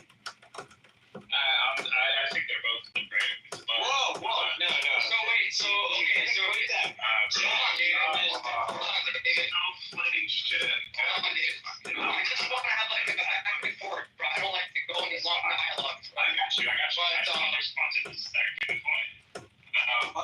I think you said, what should Israel do it or something? Why is it the IDF's responsibility? You said the IDF should do it. It'll bring out Hamas. The IDF doesn't need to bring out Hamas. They know where they're at. Okay, wait. So it should be their responsibility because it'll help accomplish their goals and avoid their worries about all the aid going to Hamas. You can starve them the fuck out if that's what you want. But number two, if you know exactly where they are, then why the fuck are we talking about they're blending in with the civilians? Jack. A lot of big assumption. If you just keep talking many points, it's better one point and then we destroy your assumption. I was talking to Harry, bro. I just responded to his point. If he wants to respond, that's fine. But you pretty much made my point right here, because at the end of the day, it's not IDF's responsibility, right? It should be Hamas's responsibility. But the whole reason why we're talking about this whole conversation in the first place is because Hamas is taking the aid from the civilians, which is why they're saying the IDF should go and guide the aid into a safe place and distribute themselves. So the whole point that I was trying to make is it should be Hamas's responsibility to help their people there. They're the ones who drag their people into a war. It should be their responsibility. They should take care of their people, but they don't care about taking care of their people, Jack. You know this. We all know this. Terrorists? Exactly. Wait. Do you trust the terrorists? Obviously not, but the people of Gaza did. Bro, you're just going up. The people of Gaza, half of these motherfuckers are kids who never voted in any of this election. Okay, but let's be honest about what's going on. If that's your fault, then Jack. Sorry. Let him finish, bro. Just let him finish, David. Nah, it's just he knows I'm disappointed because any room I'm in, it's not even it's not he'll do this, but when you talk about children, you do not understand when the IDF, if served as a security, escorting the food aid, you know what will happen? 12 years old, 13 years old with bazooka standing in front and start shooting. Okay? So this is how dangerous is it if it's not done by the Hamas people. Right? That's why you just said the distribution center with the strategy that people walk halfway, they will be checked with the weapon, and then only then not go inside. I mean, they have thought of all the possible low standard, as you say, it can be a high standard, but absolutely low standard. How they kill their people if they don't. just saying, bro, if you're telling me you're a democracy and you're a military, a professional military and a democracy, I'm sorry, I hold it to higher standards than designated terrorists. That's what do you think, Jack, about America's statement that Hamas is Gaza is Hamas? Yeah, also, Hamas is a terrorist group, by the way, and also... the question was directed towards Jack. I got him to admit it because I disagree with all Palestinians being a Hamas. I think that was most innocent and shit you could say. And I told him that, but only because if you were to ask me, maybe October 7th, who's the most popular political group in Palestine, including the West Bank? Yeah. But Jack, David, this is why I put you down there. Not because I don't like you or you just interrupt and appreciate I do not drink or do drugs, but David, please don't attempt to go ahead. And then throw out the whole fucking course.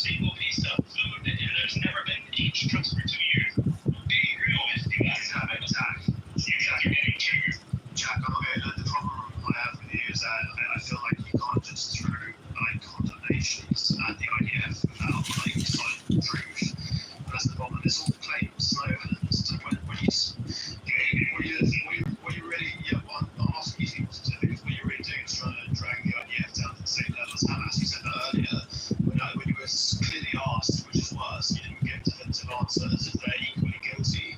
You don't have anything concrete to back that up. So without proof, it's just an attempt to make Israel look bad as the people who actually carry out massacres. If you want to make that comparison, you need hard evidence. Otherwise, it's just empty. It's just empty all the time. If you have any hard evidence, hard evidence. If that's your it's a reasonable request. What's your evidence? It's not a reasonable request. Someone asked me my opinion. Who's worse, Hamas or IDF? And I said, Then you have nothing to back that up. Great opinion. all I said was, it has to be my opinion. I'm curious about why you have the opinion that you have. Is it not reasonable to ask somebody why they have an opinion that they have? I think they're depraved. I just put concrete evidence. What is it? I just put concrete evidence that I want to not track everybody in the room. I put a link in the chat right now. It's called Taj Mahal on Florida Street in Gaza City was operating today from 10 a.m. to 6 p.m.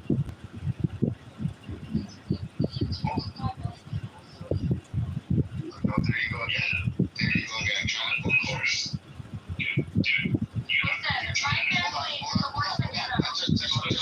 That's not just one. What is this going on? The only restaurant in Gaza City open today as well.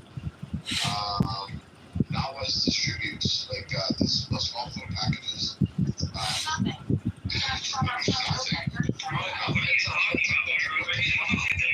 I was just doing already, Buttercup. I'm sorry. Maybe we literally just explained to you that there are people who are able to give food and That's the job of me. Actually, comes from you. The majority of people that aren't from the region, don't even know what the fuck it is, are saying, "Oh, shut the fuck up, Buttercup." That aren't.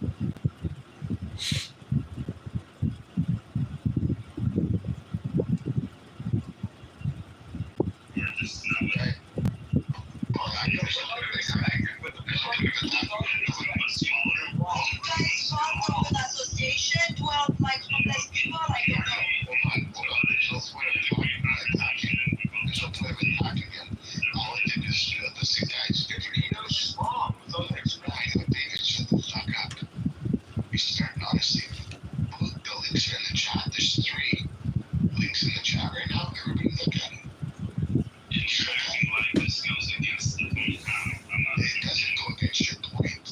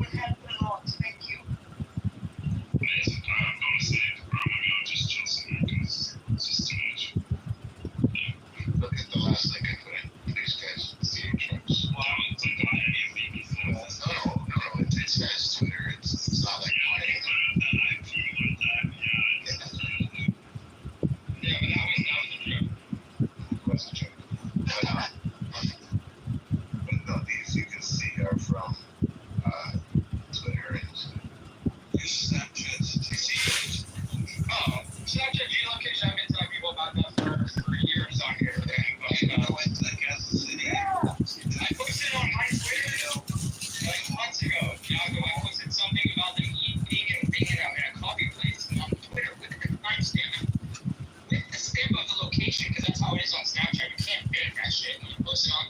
I screen recorded it, put it on Twitter, and I had people saying that it was fake.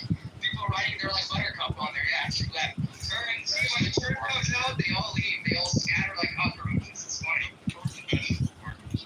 Yeah, like I just know what I think. See, I think honesty get Scotty to one of those things.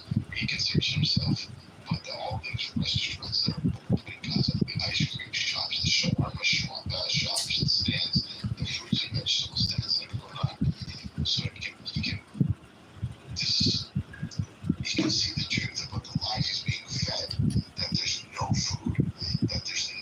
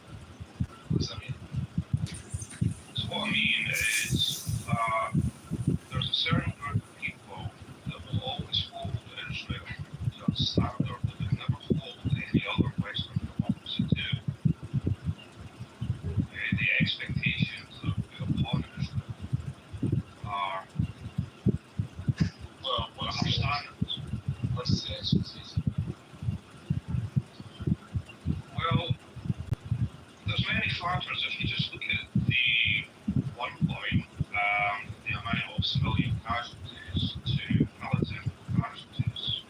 And if we all just have to kind of go by the numbers that we hear from the Gaza administration, we all know the problems with that, even if we go with those numbers. There is no Gaza, there is Hamas. That's what I was alluding to. Yeah, David, that's what he was alluding to. I think you're just too drunk to catch that. I think everybody else in the room caught that except David. Go ahead. Yeah, so, I mean, I think it's undeniable point that I'm making, right, is that Israel is just a double standard that no other Western democracy would be. And what interests me is how could it possibly be the case on October the 8th, on the day after one of the worst massacres that any sane person could ever imagine occurs, and before there's a single retaliation by the state of Israel, have hordes of green-haired liberals in the West and colleges across the West in rapturous support of what they term as Palestinians. Why does that happen? What's going wrong in Western culture? That's the first one. She never made the argument retrospectively that Israel has been too hard on Gaza. And there are reasonable cases to be made there. Like even I, who obviously a big supporter of Israel, I'm starting to realise that it seems to me that Netanyahu unfortunately seems to be a hostage of his own previous corruption to unfortunately happen to acquiesce to the far right wing of his own government. Would anyone else agree with What that? corruption, Ian? So, What corruption are you talking about? with Netanyahu, Yeah. well, the allegations that have been made against him with, receiving gifts from various directions. Oh wow. A couple gifts. What an amazing corruption trail of corruption, Ian. Maybe you should check the corruption trail and double check it before you accuse people of corruption. Well, I'm seeing a lot of information on it, David. I'm just saying it's an allegation. Why does he have to bring in former right-wing He was trying to form a position so he could be because he could. That's how the government. to stay in power, right? Then, well, you never have They were running for president. Wouldn't you want to do that? Have the original process. It's not. That's not the point. The point is like when you run for office, that's what you want to win. You don't run for office to lose. I agree. I agree. Okay, and by the way, I'm not saying that Netanyahu's a terrible person, right? I just think. Well, he said what? Well, I was just saying he was even a terrible person. Terrible person. I never said he was a terrible person. I'm not lying. He said he has a trail of corruption. That's like saying he's a terrible person. Yeah, but everyone has every politician who knows that he's a terrible person. You have to listen. But there's terrible people that do terrible things. Like, I agree. He is. See, for the record, I'm not saying he's terrible. I'm just saying the reason why they ruled across the class, Palestinians the very next day, because it was never a battle. It was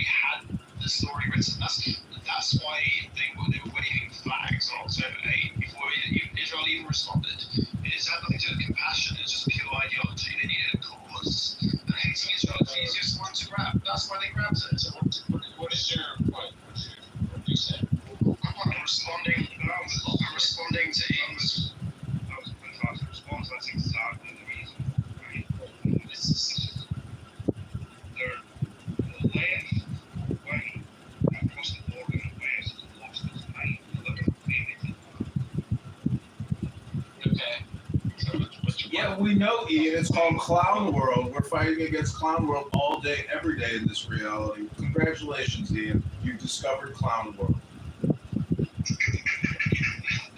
So what I noticed is that not only liberals but also leftists are saying, and I used to be the climate vote, so I used to be surrounded by these people, is they genuinely think that Palestinians are interested in secularism, democracy, egalitarian, one-state solution, and equal rights. I've never heard of Palestinians be interested. I've never heard actually any country in the Middle East except Israel be interested in becoming this egalitarian state with human rights for everybody. Palestinians are very clear that they want a traditional, fundamentalist, Islamic Arab society. It's so stupid. I mean, their perspective. Yeah.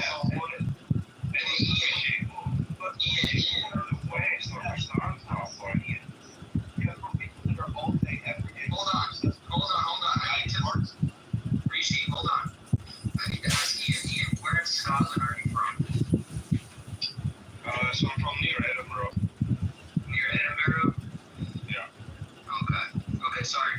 I just wanted to know. Yeah, so I did article, I was inviting for people that are so obsessed with Palestinians. I found it very strange that they don't seem to understand or don't seem to hear what Palestinians actually have to say, because Palestinians never said that they're interested in liberal egalitarianism. They want Sharia law. They want a caliphate. They want a caliphate for their imaginary land, for their imaginary Messiah. Yeah, that's exactly right. So what did the Palestinians have to say? The Palestinians clearly say Palestine Arabia on their own protest, which climate activists walk alongside them. Palestinians use hyper. Is that what means, like, kill the Jews? Is that what they're trying to say? Yeah, hyper only would mean basically kill all the Jews. Palestine Arabia means Palestine is Arab. They don't say Palestine is the Holy Land. They don't say Palestine is for Jews and Arabs. They say Palestine is only for Arabs. So these liberal, not only liberal, leftists, socialists, climate activists, anarchists, Marxists that are walking alongside these people on Tifa, they genuinely don't even know what Palestinians are. They are walking around wearing a red keffiyeh. Red keffiyeh is Jordanian Bedouin, by the way. So they have created an alternative reality, especially worse for Palestine. They have created an alternative reality. They try to force me to become part of it as well. I said, I'm not going to be part of that, but they try to force me. They have created a total different reality. And then they're going to hate me because I actually went there. I actually been surrounded by these people, and they're going to act like I don't know. They're going to tell me that I need to educate myself. Well, we went from Palestine. If they ever managed to go over there and see how long they would last. Yeah, when they had they got angry when I received some beheadings of this Palestinian boy that converted to Christianity, that fled to Israel and was kidnapped by his family after they found out that he was gay. They kidnapped him, took him to London, and beheaded him in honor of him. I mentioned that, and they got angry at me. I was being followed.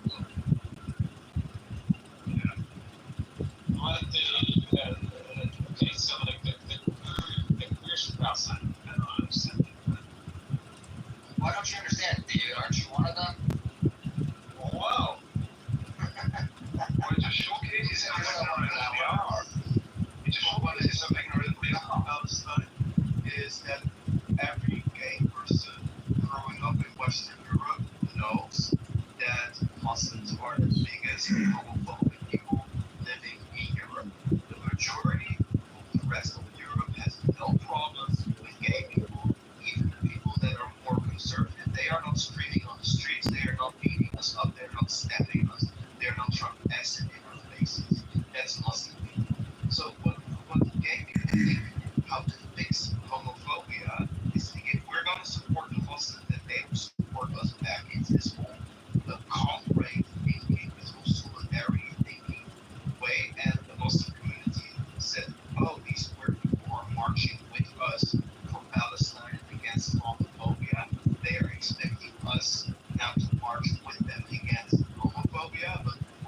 to do that. So he's getting people thinking to stop. That's that. I mean, it is sad in a way. You have to have like some empathy, which I do. Like, can you imagine being? It's like when you're a dog. It's like you are kind of like dogs love you. I think. I don't know, but I think they do. Like they seems like a lot of them do show compassion and they care and they're protective. But at the same time, they're like super predictable. It's just like if you, okay, like for example, my stepmother's elderly father lives with my parents, right? And he's like 96, and he'll like eat at the table, and like sometimes like the food will drop, and so the two dogs, one of them passed away a few months ago, but there's the remaining dog. They would just like sit there, like staring up at him, waiting for the food to drop, just to eat it.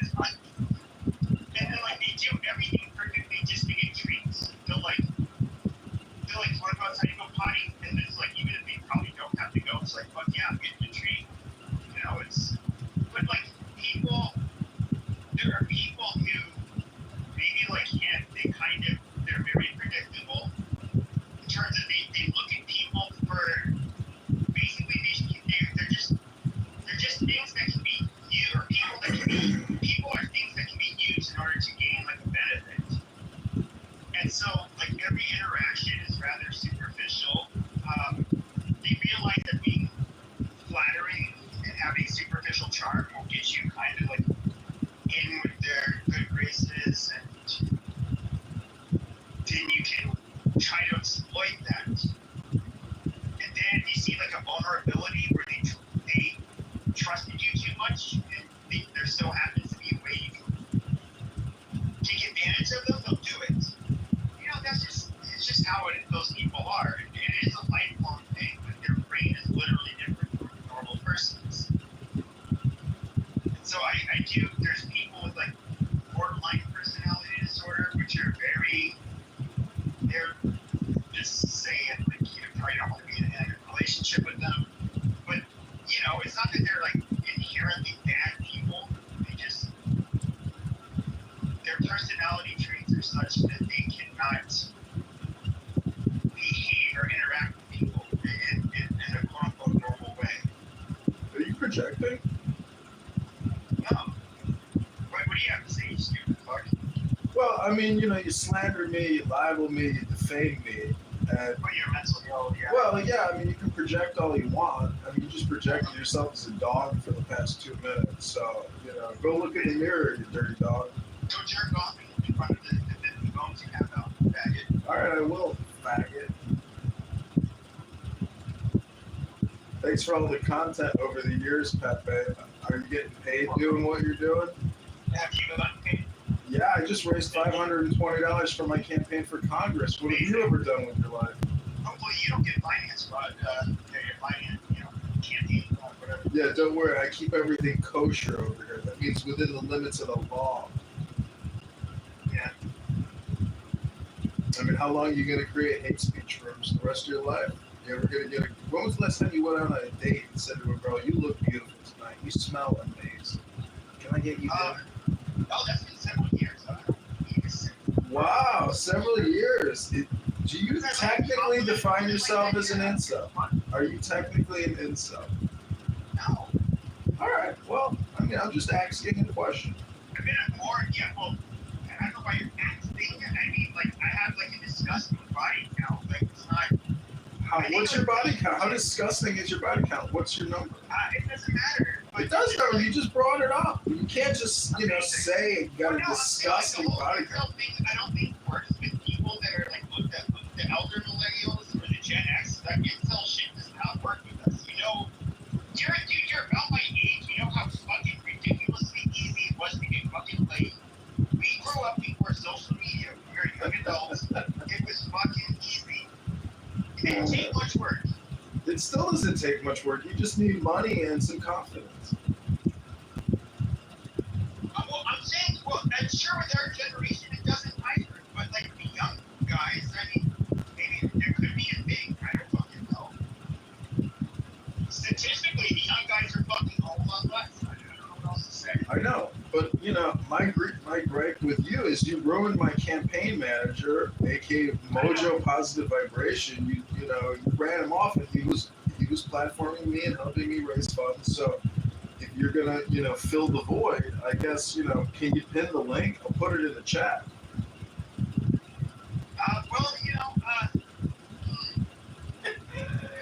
I'll have to consult with my Jewish, she probably won't give me legal advice. Don't consult with Abby. She's already contributed to APAC, and APAC has given to Derek. Yeah, that's exactly who I was going to ask. I have a strong feeling she's going to say no.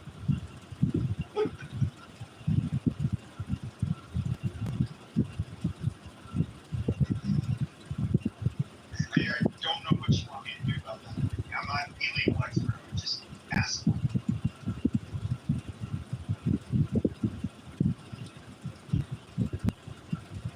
Do you have any other questions to ask me?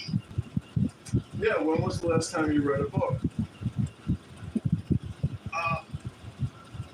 It's been a few years. Do you think you're suffering from brain rot? Do you have to read a book to be smart? Generally, if you want to become intelligent, you read these things called books. They're external hard drives with a lot of information in them. Basically. So, I mean, I don't know, like most books, even in college, you have to read most of the books. Really? You didn't read any books in college, huh? Amazing. It's fine.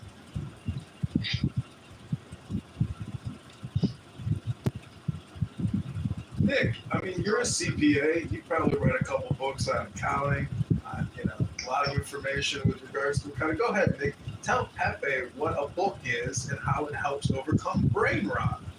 Well, my brother was a CPA even, and he also went to law school, and he was a smarter. My middle brother was probably the smartest out of the three of us. My brothers. But like law school, he was saying like you had to read constantly. It's like nonstop. You had to read. Is he into the taxation attorney then? Okay. I'm not doxing my brother. No. What I'm saying is like if he were just working on it. That was John asked. No, he's a CFO. He ended up. So basically, while he was at law school, he was working in the. Really not going to get into it, but he was doing really well. In fact, his job is way better than what he would have gotten, like working in the legal field. So he just stayed, in that field, the field where like all of his student loan debt got paid off already, where they paid it off for. Yeah, like certain companies do that. Like if you work for X amount of years, basically pay off your student loans they really want you. Yeah, so it's like $200,000 go. Yep. It's like kind of like your compensation, like / sign-on bonus. Yeah, some companies do that.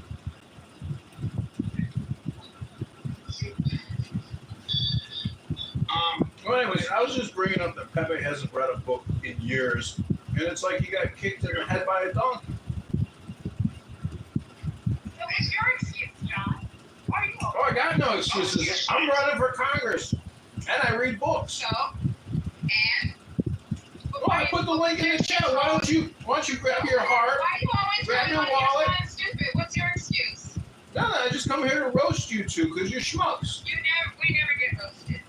Oh, you roast yourself every second you open your mouth. I always roast your ass into the hallway.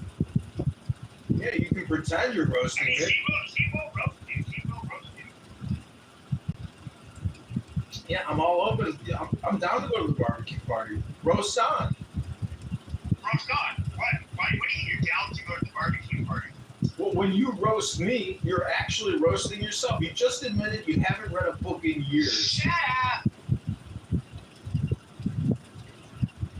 Do you use bleach on your underwear before you go live on those live streams and do yoga?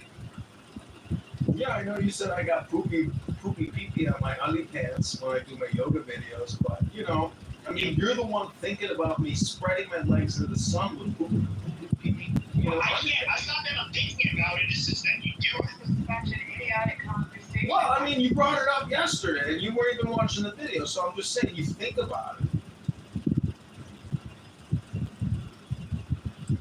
Well, I mean, I know you're talking about how I can't get laid, but I know you really can't get laid. Have you ever thought about? No, I understand. You're feeling a little. You want to celebrate. I got $500. That's a big victory, and people think myself an escort. People. You probably told her she was beautiful. You probably told her she was beautiful, and she probably was like, and then kind of looked away, and then when you nutted in her or something like that. I don't know. Are you projecting again? I've never done that before. I don't know. Well, I'm just saying we raised the money so we can get on-the-ground operations to get our petition signed in Rockford, Peoria, and we're doing it. We're going to get on the ballot in March, and it's all because of guys like you, Pepe, and incredible women like you, man. I think you're going to get I think you're going to get subpoenaed and then go in front of a grand jury. Oh, yeah, you think I'm going to get subpoenaed in front of a grand jury for raising money and running for Congress? Because you're mentally ill, so that didn't work. Again, you're projecting, Pepe. I'm projecting. You're the one who comes on here and say you want to kill hitchhikers and dissolve them in baths of acid. I mean, who's got the mental health problem? The guy running for Congress? Or the guy who comes on here and makes homicidal ideation all day long? I did not say that I actually did it. Like, what are you talking about? I'm just saying, I got you on record saying all kinds of terrible things about wanting to murder people and dissolve them in baths of acid. I don't know, is that normal to come on a social audience chat up to be social and talk about killing people all day long, Pepe? This is about. Yeah, go look in the mirror and disavow yourself. How do you know that I didn't pick a woman up in my truck, and she didn't just wander off, and then all of a sudden she was found I don't know, 5 years later in my shaft. Oh hey, some of this tape. Not my fucking problem. Okay, ladies and gentlemen, he speaks for himself.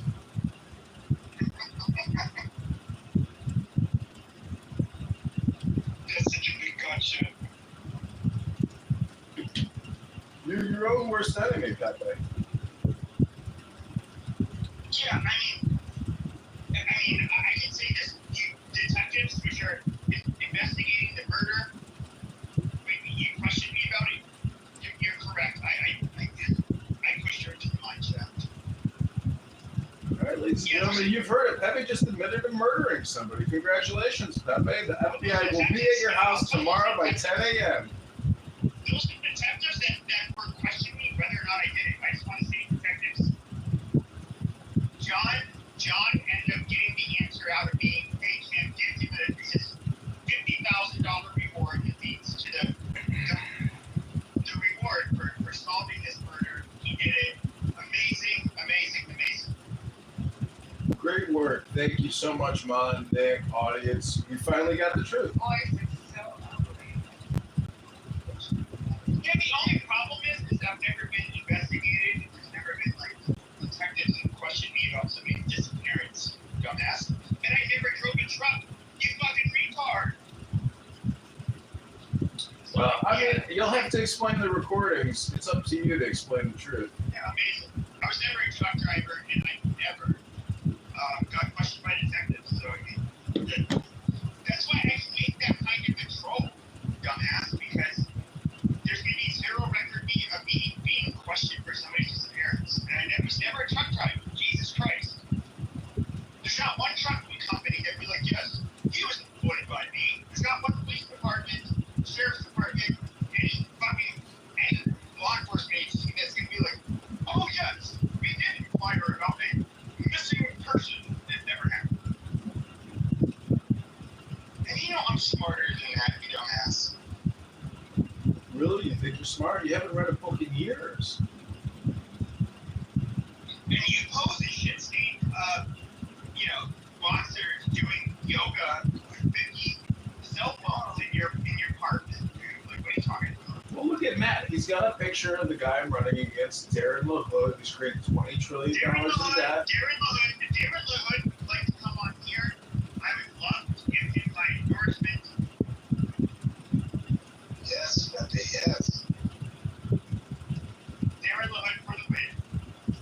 Matt, like, you know, screaming out in ecstasy, yes, baby, yes, baby, yes. Matt, get a life. You know, you go around, you accuse me of not being MAGA, you and Adams, you try to strategically defeat my campaign. All I gotta say is, Matt, did my campaign stop last night like you suggested? No, it didn't. You're all fucking talk, man. Nobody You're really all cares hot who's air, coming man. on stage to ask you any questions or to speak to you at all. Nobody's giving a fuck. Well, that's typical of you, Mon. Typical of your type. Nobody's giving a fuck about your type. It's true. You're actually fulfilling your own stereotype. Nobody's giving one. Well, you know, you're fulfilling your own stereotype. I don't know what to tell you, Mon. It's the Mon and Pepe show, and now they got Matt. The white side of her stereotype. She's being honest. I'm just kidding. I don't want the black community to attack her because I said that. Well, you two will dig your own graves, and so will Matt. And Matt, I gotta tell you, you ate your words yesterday. You want to admit it? Okay, record this. I have been investigated for the deaths and/or disappearances of 200 women. I'm the most prolific, maybe serial killer in the world. There are departments across the country that are investigating me for deaths or disappearances of women, and they have not been able to nab me. But I admit to all of those. I admit to all of them. I'll be lying to every one of those since I was Jesus. It's amazing. You're talking about that black. Amazing. Hello? Yeah, hello? You're talking about that black truck driver, right? Yeah, he did that. Yes, I was a truck driver. I drove a big rig, and it had like, I don't know, 9 years or some shit. And amazing.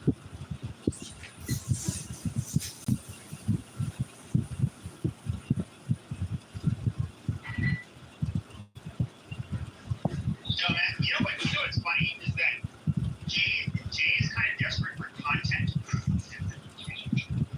And so he'll probably say, look at that video. He's saying that he's the captain interviewed him. They accuse him of missing girl. I don't think he's wrong. I don't think he's wrong. I think he's this real sick, unhinged individual. You know, he's crazy. He's sick. Okay, dumbass. Obviously, you know, you can troll like that. I mean, that's like literally never happened. Never truck driver. It's like nobody's gonna look into it. Listen, Matt, you can eat your words. Yesterday, Matt in the morning, we did a 2-hour show, and he says, hey, John, your campaign's going to be finished by fucking 10 p.m. tonight. It's over. Tonight is the end of your campaign. Well, Matt, we're still campaigning, so, you know, I hope you ate your words, and today you realized, you know what, I'm a schmuck. And John's right. Pepe hasn't read a book in years, and he's got brain rot. And Mon is his brain rot sidekick. Yeah, okay, well, you know what, for Thank you, stupid. Darren LaHood for Congress, okay? John Kitover, you belong in your apartment in your piss-stained underwear, doing yoga, and doing whatever stupid shit you've been doing, and that's just that. You don't belong. I can imagine you, like, what would you say the first time you got to speak to Congress?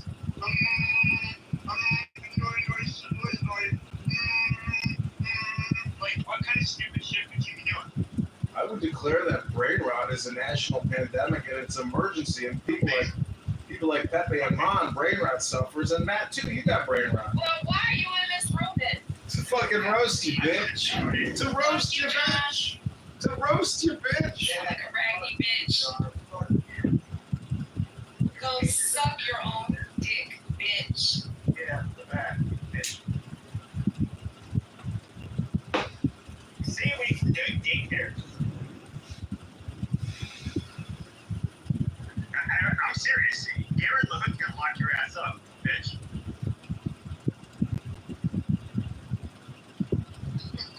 Sick projection with those lips. It's a fucking mirror.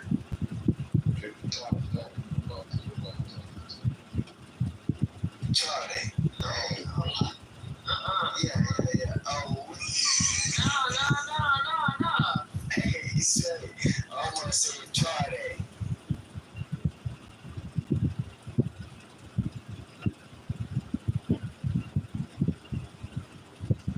Yeah, man, it's irony too. Just. You heard I was a gossip. But no, here's the thing. Jay's running with this narrative that I gossip. And so here's my challenge, and what has been my challenge to him is like, show me where I doxed anybody. Like where I released your name, your address, your family members, social security numbers, which I don't know how to get. Any your place of employment, that's never happened. And Jay was given this challenge a couple days ago. It's like, find the clip anywhere, going back years even, where you've heard me do this, and there's $1,000 for you. He can't do it. And so, long story short, Roger came on here season 1, so a lot of people knew his first name.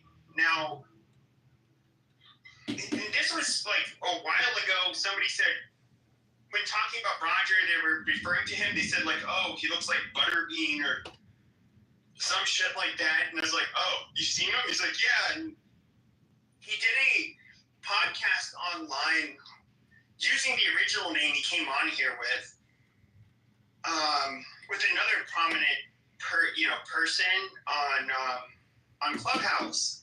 And so I was like, oh yeah, I'll just like screenshot that video. And I screenshotted, his face, but I like blocked it. I blacked his name out, and I used it as my PTR. And so now there's like this narrative that I'm like doxing him. That never happened. And so like the one room where I trashed Jay, like yesterday or the day before, I forget.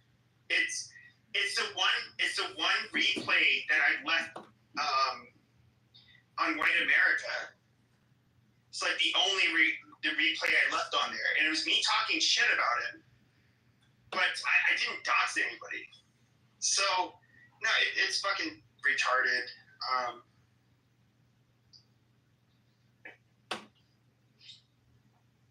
I definitely didn't dox anybody. So basically I laid out all of my claims like right there in that room, and there's like amongst like the Clubhouse with us whiteys, there's kind of been a fight brewing amongst like some of the more like prominent content creators that were on here. Like Jay kind of weaseled his way onto he weaseled his way into a lot of platforms on here. Million Marathon, which ended up Nelson Pega, Jonathan Bing ended up exposing him because he was trying to take advantage of a lot of women on here. He distributed their nudes, and he did it he even sent like this woman who was making these claims like nudes to them, to the Million Marathon team. And that was when they're like, dude, like, what the fuck is wrong with you? They dropped him. He used to dick suck me when I was making rooms a couple of years ago, like on a daily basis, and they were large. And then, like, he came on after October 7th, he kind of, so he's not a Jew. Just, Jewish Clubhouse will tell you that. Everybody will tell you that. He's not a Jew. He identified as Jewish afterwards. He then, there were 2 people on this app that were affected by October 7th. In Israel, Shlomo and Jake, they were both working security, and Jewish Clubhouse overall, they know these 2 people. Shlomo's actually on this app now. But Jake, both of those individuals were working security at the Nova Festival. Jake was killed by the terrorists. Shlomo, he ended up basically being taken hostage in Gaza. He was rescued, and there was a lot of there's video evidence of this rescue. It was a very risky rescue, but it was months, if not even over a year after he was kidnapped. but a lot of people didn't know on this app whether or not he was dead or alive, and he was claiming that, like, oh, my friends on this app, Jake and Shlo, they were taken by, Hamas. He was never friends with them. He never knew them.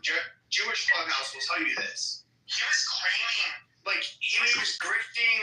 He was doing all of this stupid shit. I ended up turning on to him at that point because I saw, like, what a liar he was and how he acted differently. Because that was the first time I saw him get, like, an audience with a mod badge. And I was just like, wow, this guy's, like, not well. And I'll go, and in that room that I recorded, I go over, a lot of it. And it's, I don't want to, like, relitigate it. But it was sickening. But long story short, I do think Roger is a piece of shit and an asshole. Like, no doubt. He's somebody who's he acts like he's smarter and better than everybody. Like I said, he made fun of fat people quite a bit. And he's a fat motherfucker, and I put his PTR, or his picture in my PTR. He's somebody who, yeah, I obviously know his record. He does not make any money. I didn't dox anything about his where he works, what he does, any of that. But he is not somebody who makes money. And for the last couple of days, a lot of the people that were season 1 Clubhouse, they're like, dude, this is not doxing. Like, this was common knowledge to all of us. And that's how I even ended up finding out about this shit, is on Clubhouse. I only put his PTR up, and I did tell people, like, dude, this guy does not make the kind of money he would brag, like, he would say he did, which he used to do to me all the time. Like, he would say he made as much money as doctors and so forth, as the professional class in the United States. And at the time, it's like, well, I don't know what the motherfucker does for a living. Maybe he does. But it's all just like it's all fabricated. And so it's like, dude, if you want to be an asshole, he was an asshole to me often, but he's an asshole to a lot of people. Dude, like, you don't have the legs to stand on. Why are you doing that? Like, I'm known as a shit talker on this fucking app, but I don't sit here and say how I make a bunch of money. I'm super important. This is my title. In real life, this is my position. I don't do that shit. But he does. Which I think is just so fucking lame. A real gangster doesn't tell you that they're a gangster. I said a real G don't have to tell you that they're a G. Well, yeah, obviously. I mean, there are people that, obviously have money on this app that we can all think of. But it's just so, to me, it's just so pathetic when you're somebody who has, like, I don't have a lot of money. Like, I'm upfront about it. Like, I'm not somebody who has a lot of money.